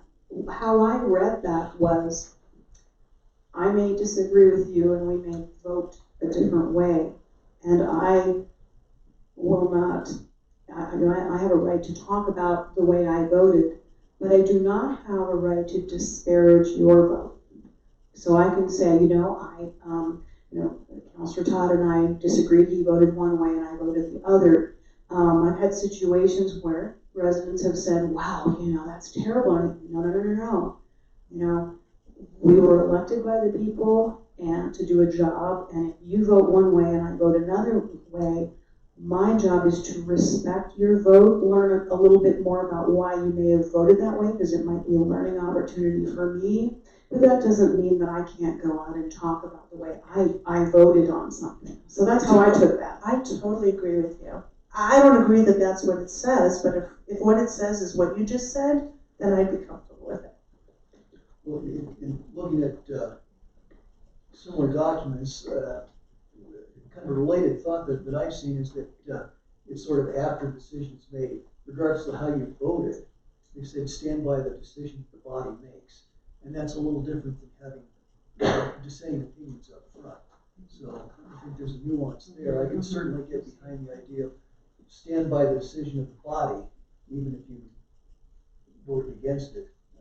But what is, I don't know what stand by means. Does that prohibit me from having a discussion? Stand by? Does it prevent me from talking? Will I be subject to sanctions? What is, I don't know what stand by is, and I don't know what certain exceptions may apply as either. So, yeah. Well, okay, Bob. Yeah, if I may, we go back to the Saturday session, and this has been consistent coaching for city councils, that whenever possible, and once the council's made a decision, then that should be considered a decision of the council, and members of the council should support that to the best of their ability. Support it to the best of their ability. That we all come in to do our service to the best of our ability. And as Nancy highlighted, this has been something the prior council had to thrash through a bit, which is where these exceptions came up. And in my experience on council, strictly based on experience, I'll go back to the first 2 years on council and mention 2 exceptions that I think were highly appropriate. One exception is if subsequent to a decision being made by council, new information becomes available, then truly, if it's in the best interest of the city and the council member believes that, they should have the right to present that. They should have the right to speak to the community about that. And now I'll give you an example, the Brook Street Bridge. Council, with a 3-day weekend, back on July 4th, we were presented with information that was not in the packet saying a particular bridge had been declared a hazard, the Brook Street Bridge. Therefore, it should be removed immediately and rebuilt. And some thoughts about how that should work were presented.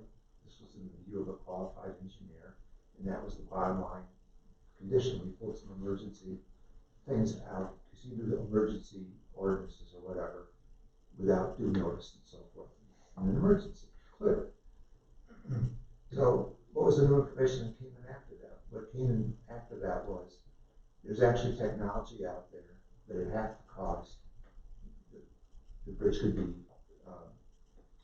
renewed, rehab, thank you. That information was very clear, it was very crisp.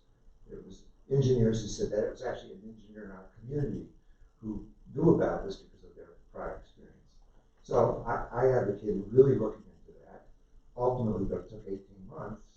Ultimately, what was a 6-1 vote in favor of doing that? We gave a 6-1 vote in terms of rehabbing. So what happened? We saved half the cost. What happened? We rehabbed an historic asset for our mission of history. And what happened was we had a proven technique now to repair our bridges that a local contractor could do versus a big contractor who was advocating what they know best how to do, demolish and rebuild. So that was a huge benefit. And it was unfortunate that there was a big tide against, of course, wanting to support the council decision, but eventually that education happened. So that's why that one exception. The other exception is, and this one is really the more interesting one, is that when a ballot measure goes on the ballot, council votes, should we have the citizens vote on this or not? That's a decision, and that's kind of a standalone decision. Should we put it on the ballot? Council also has the prerogative to, as a body, vote whether or not they want to tell citizens, you should vote for this, or you should vote against this. Council has that prerogative also.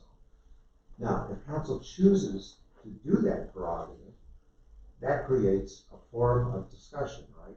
Because then the pros and cons get hashed out in council, they get reported in the press, there's public participation, and you can have the full conversation out with people. But if council chooses to bypass that second step, it's a jump ball. It's totally open because nobody's been educated on it. It's not been debated. And so now, here's my example. Again, we're back way in time. The fire department bond issue. Council agreed to put it on the ballot. The citizens decide. It just happened on that one. Again, just more research by our citizens, by myself, etc. It became clear that the debate had never really happened, that we need to have a multi-function facility that out of pocket would cost $4 million, and once you finance it, $8 million.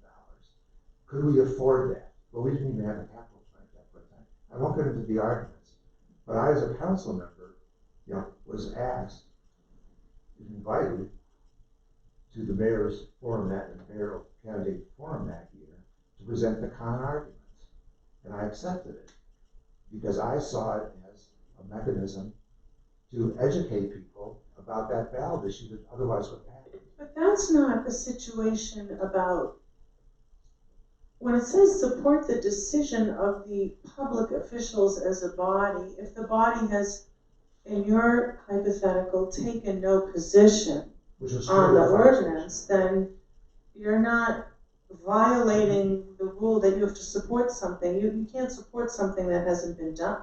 Exactly. So that's not an exception. However, the perception is if a council member is up there doing either the pro or the con on an issue in mayoral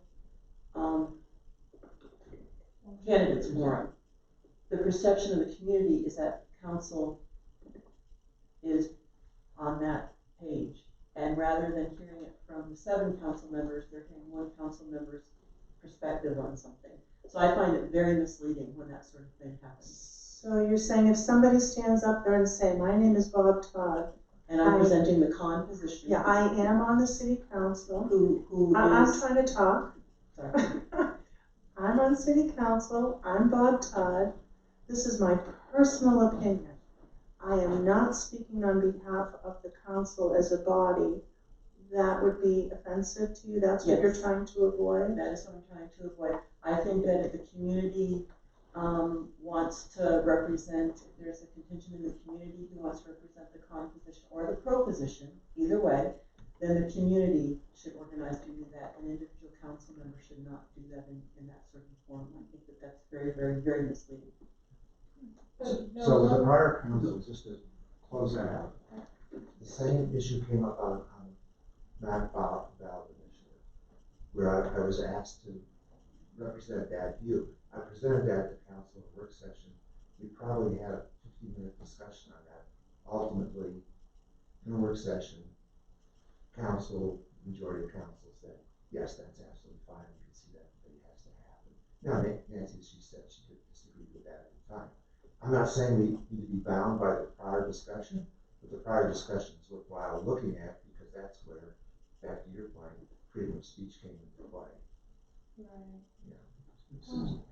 And the whole idea of perception is really hard to quantify. I mean, when it comes time for people to run for council, people may come to me as a citizen and say, will you sign my petition? And I say, yes, I'll sign your petition because I believe that you have a right to run for city council. It does not in any way imply that I will vote for them or support them. And I think that that is a smaller example of this, where, I mean, it could be that that person might think I support them. If they don't ask me, and they make that assumption, I don't know what to say. But I think that, you know, Jeff Parker did weigh in on this idea that free speech would be limited. And I also think that John Weiss was here from The Independent. He was very unhappy at the thought that as a council member, you couldn't speak up to it. I mean, I think part of what we're trying to say here is maybe there's 2 separate issues. There's what Nancy wants to do, how she feels about it. But the one thing that I sort of see this as meaning, this is why it's vague, I agree with you, is that, you know, we had a work session item tonight about match. I didn't sit here and argue against it the whole time, right? But everybody knows that I voted against it multiple times. So I'm supporting, I recognize this is the will of the council, because that's what that was. The will of the council was to move forward with that. I'm not sitting here trying to stop it and withhold it and go, no, I want the process to be 6 months from now. That's one thing that I think you could interpret this as. So if I were doing that, you guys would probably put me inside and go, you know, you lost that vote, it's the will of the council, we're moving forward. You need to stop what you're doing, right? That's a whole different issue than me going back to my ward and being able to talk about match. And not just my ward, because obviously I represent everybody in Manitou as well.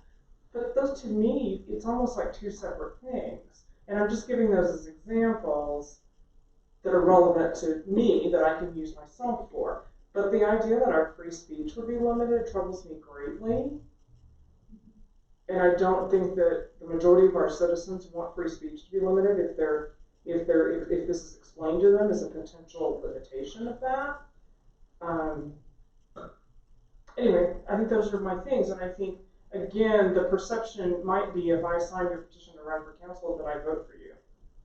That would be incorrect on your part. If you didn't ask me, you wouldn't know. If you ask me, I might say, or I don't, but I think you have a right to run. They're two separate things. A right to put something on the ballot is different than supporting it. Sometimes, a lot of times I see city councilors, not just here, but in other cities, say, I think citizens should vote on that. Absolutely. That doesn't mean that that particular councilor supports it or doesn't support it. Those are my thoughts. So in my opinion, though, I didn't perceive this as restricting free speech.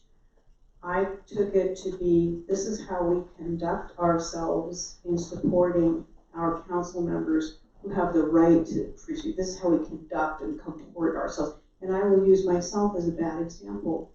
Last fall, I was not an elected official, but I was running for office.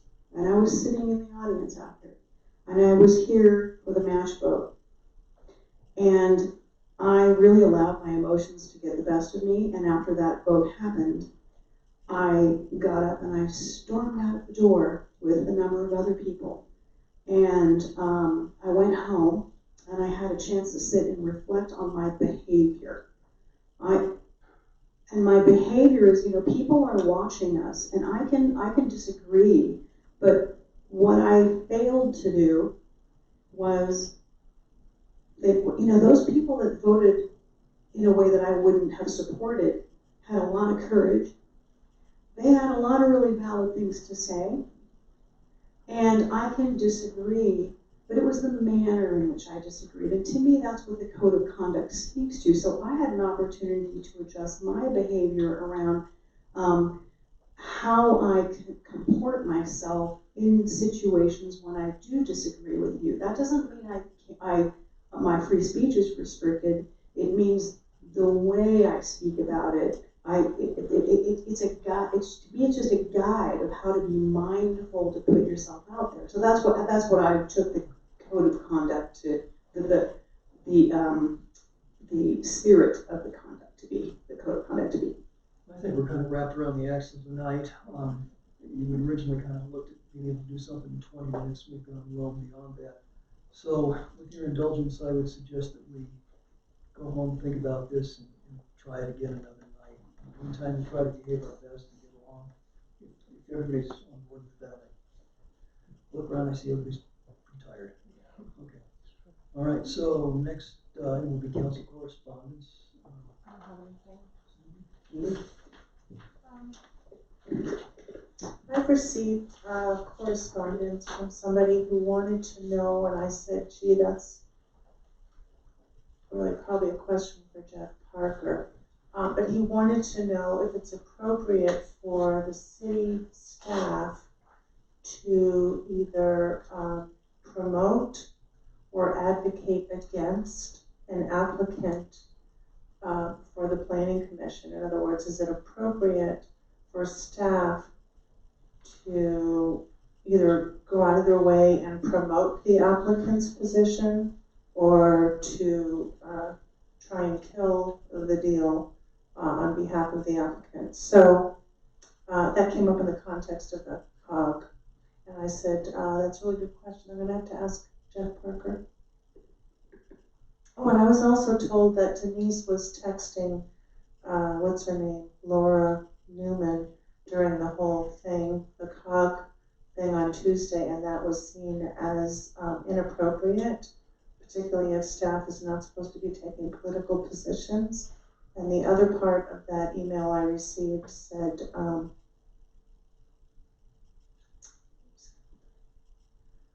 the texting, whether you could take a political position as a staff employee, that might have been it. Anyway, I just indicated I didn't know. I was going to suggest that we bring it up with the attorneys here. Denise, do you want to respond to that?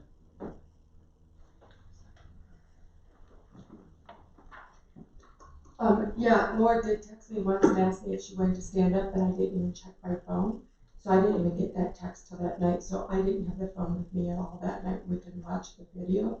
I did not pull my phone out once, because I did not get the text until later, and I thought I didn't get it. She also sent me an email, and I didn't get that because I was looking at something else. So you can look at my phone, you can see the text, there was no response to it. And so, yeah, I did not pull out my phone. I did pull out my phone tonight twice on something, because you guys have asked us not to do phones. I will tell you, there was a kind of an emergency that Roy needed to respond to one night, and so we're trying to manage that because you have asked us not to look at our phones at all. But I can show you the text, and there was no response. I don't have a problem with that. I mean, if you didn't, I totally believe you. I didn't see you do anything. This was just what I got as a correspondence, and the question was, is that appropriate? That's what the other thing was. They thought it was inappropriate that whoever it was had reserved seating for the COG and the Colorado Springs advocates on behalf of the COG. I think is that right? Was there reserved seating that night? There was reserved seating for the applicant. We did not reserve them for the city of Colorado Springs. It was only for the applicant that we had. How many seats were reserved for the applicant? Five Yeah. applicant seats. That's Yeah, all I was we had. told that was seen as bias. Like, why would you do that? And that was part of the email too. And I wrote back and I said, I don't know, but I'll bring it up tonight. I really didn't have anything except, relative to the use of cell phones.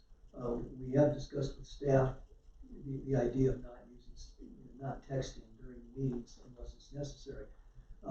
In previous administrations, and when I was sitting in the audience, I remember many times city staff seemed to be talking to each other while council was trying to work through an issue or something. So city staff has been pretty respectful of that. And the thought was to act like adults, and if there's something going on that you need to respond to, then by all means do that. But as just a general practice, please avoid it. And I've observed that staff has been consistent with that. Yeah, and I did text Joel tonight. You can look at my email because he was talking about everything, the contact for the National Forest, because I spoke with him today and I forgot to get him that thing, and this was presenting. I did text him that, so you can see my phone, and I'll show you what I did tonight. But we have really tried to not do any phone usage at all. There's a couple of times that we've had to, but I did not use my phone that night. We can watch the video. Can I make one quick comment about that? I appreciate all of that and the effort that you guys are making with that. But I also want to say that with this COVID-19 thing, it's very fluid situation. And I think we just need to be a little bit aware of that as this unfolds, because there could be some information that's coming to us in this meeting that we would want you to share. And I just say that as somebody, I'm on the national board for a university, and I mean, today was like a whirlwind as more and more schools kept rolling up with I'm going to close, I'm going to close, I'm going to close. And so I just want to point that out publicly on the public record that this is a fluid situation. It's changing by the moment. And I wouldn't want you guys to miss something and feel like you couldn't do that in this situation. And I can understand a lot of people have concerns about texting in meetings, not just the person who contacted you, but a lot of people. I think throughout your time on council, you're going to hear that. But this just really dawned on me today because everything was changing minute by minute. So I just want to say that. Thank you. Thank you. I want to say too that when the staff is emailing or taking notes, I know that very frequently you email and get an answer to a question we had earlier in the meeting, which I think is wonderful. So keep doing that. I think it's worth the perception, and we can just share with our constituents that that's what's happening. So, I was at the Housing Advisory Board meeting, and on March 19th, there will be a short-term rental community meeting from 6 to 8 here in Memorial Hall, I guess. So just wanted to let you know they're doing a lot of interesting work, and that's something that I know a lot of us are very interested in. So March 19th, 6 to 8, short-term rental community meeting. That's all. Thank you. May I ask you about that, or maybe just more of a comment? Since we've been admonished that whenever we're dealing with a quasi-judicial issue, admonished by Jeff Parker, that we are only allowed to consider the information that is presented to us during the hearing or during the meeting, I didn't know if it was appropriate for us to go to those things. Because then you're getting information that's not presented to the public during our meeting. So I didn't know how far that rule goes. But like if, Jeff keeps saying it's kind of like being in court. So if you're the judge and you're supposed to decide a trial eventually about the short-term rental thing, you sure as heck aren't going to go to some short-term rental meeting. You have to pull out and recuse yourself. So I didn't know. My understanding is that short-term rental is a policy issue, not a quasi-judicial issue. So in this case, that would be perfectly okay, as I understand it. The CUP, totally quasi-judicial. We were in a position of having to interpret that. But so that's the distinction. I actually had this conversation with John Shada last night. We were on opposite sides. He thought it was inappropriate to attend to anything that had to do with voting on a future ordinance. I said I thought it was only inappropriate for like CUPs and other quasi-judicial things. So I wanted to seek clarification on that. Yeah, and I know that Jeff went over that in his orientation, but I'm sure we could ask him next time to just refresh us all on that. I know you and John were working and couldn't attend that orientation that Jeff gave where he did discuss that. So that's all. Thank you. Do you want me, may I ask a quick question just to follow up? Do you want me to put that on the agenda item for next week so Jeff could give you guys an update on that? Would that be beneficial? Yeah, just like one sentence. Okay. Yes or no? Can we go to these meetings when it deals with a future ordinance decision? Is that fine or is that not okay? That's, just to clarify. Well, I just wanted to throw out some kudos. Last Friday, we had a meeting with PARAG members, OPSAC, and the Climate Action Work Group. It was attended by Deputy Administrator Roy Cheney and Tiana Polly, the Pool and Fitness Director, Don Ufaw, myself, and I believe Tim was there from PARAG as well. And I just wanted to put this out there because I think it was really great to have a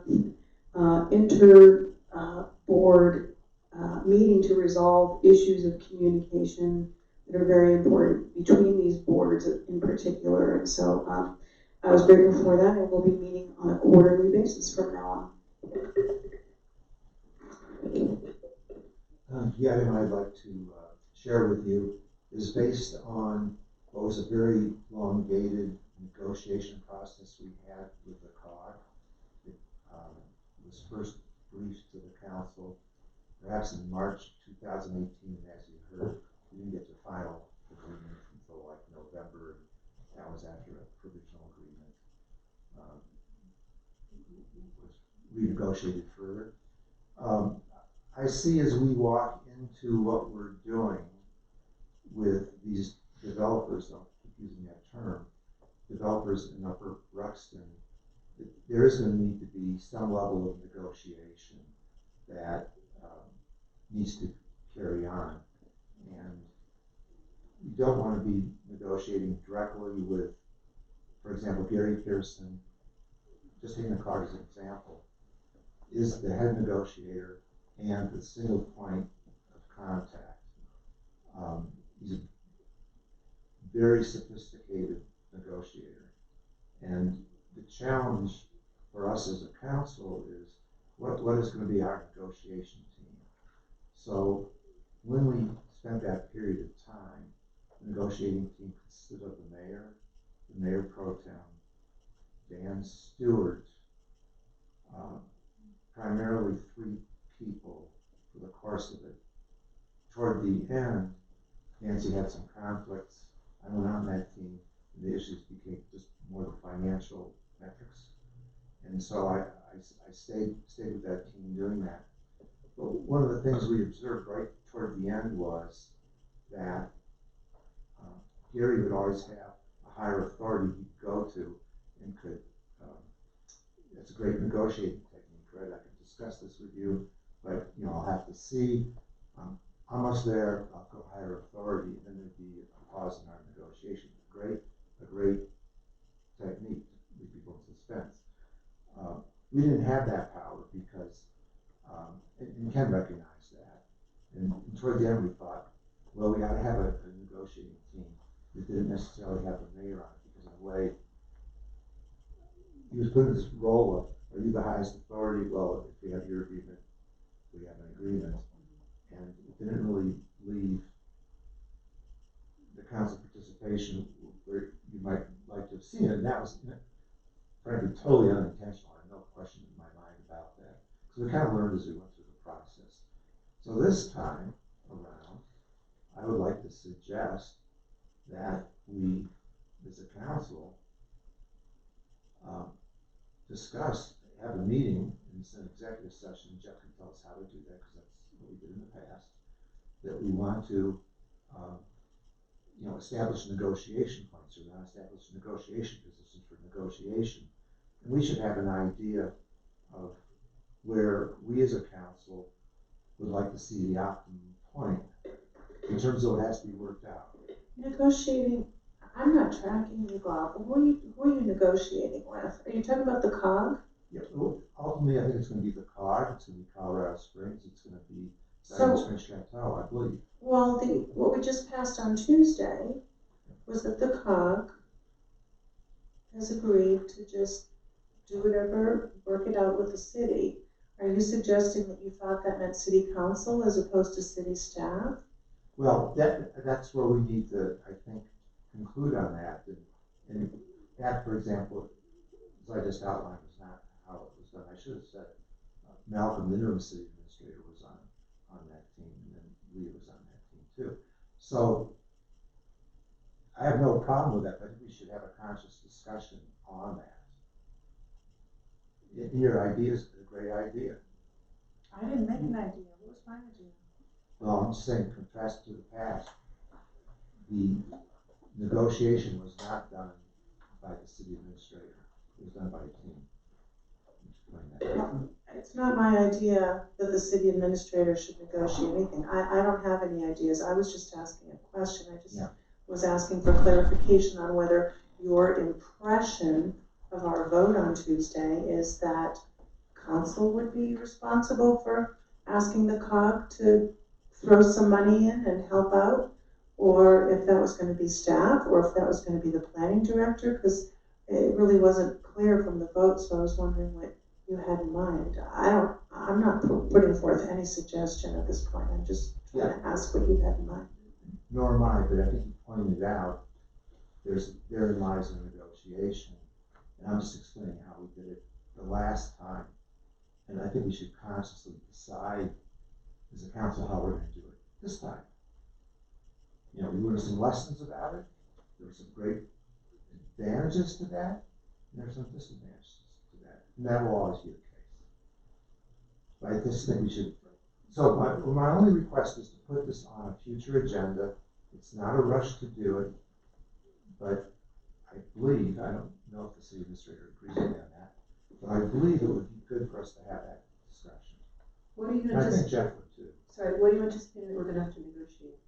Other than, I know there's a lot of staff work that needs to be accomplished, but we don't have any tax incentive agreements or anything coming up. So what are you anticipating we have to negotiate as a council? Well, I think we have to negotiate how we're gonna get our mind around analytically traffic, congestion.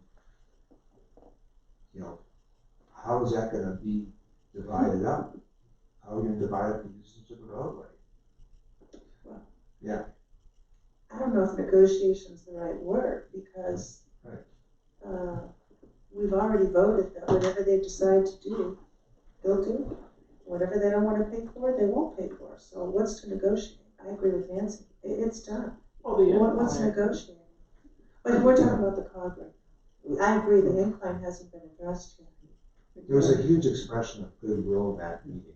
Oh, I'm not saying it wasn't goodwill. I'm saying, I don't understand, like Nancy said, what do you think you're gonna negotiate? Bob, I'm sorry, I'm getting wrapped around the axle on this one. I think this is a little beyond what we want to cover in council correspondence. No, I agree with that. That's why I said put it on a future. Okay, agenda we'll make a note here and come back to the idea. Yeah. Do you have anything else? No, that's it. Thank you. Okay, so, city administrator's report, Roy? I only have, the dead end sign on Grand Avenue, and we changed to an outlet sign and lowered so people can see it better when they go in.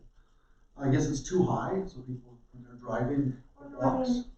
And a lot of complaints about it saying dead end versus no outlet. Oh, really? The people preferred no outlet? Yes. See, I live on that street. You like dead end? And I like that it said dead end because I live at the end of the street. Yes. And there's a ton of cars that come down there, and I'm like, it's really hard to turn around. And I'm like, I didn't see that no outlet. What the heck is no outlet?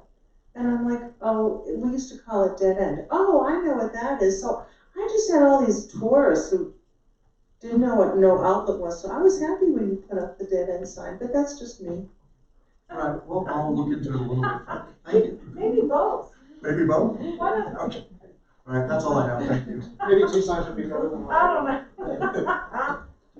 I just want to introduce Alex Littner, who's our new PIO, who started yesterday, and who's been working with the coronavirus and some other things as we're managing through that. And so he's hitting the road.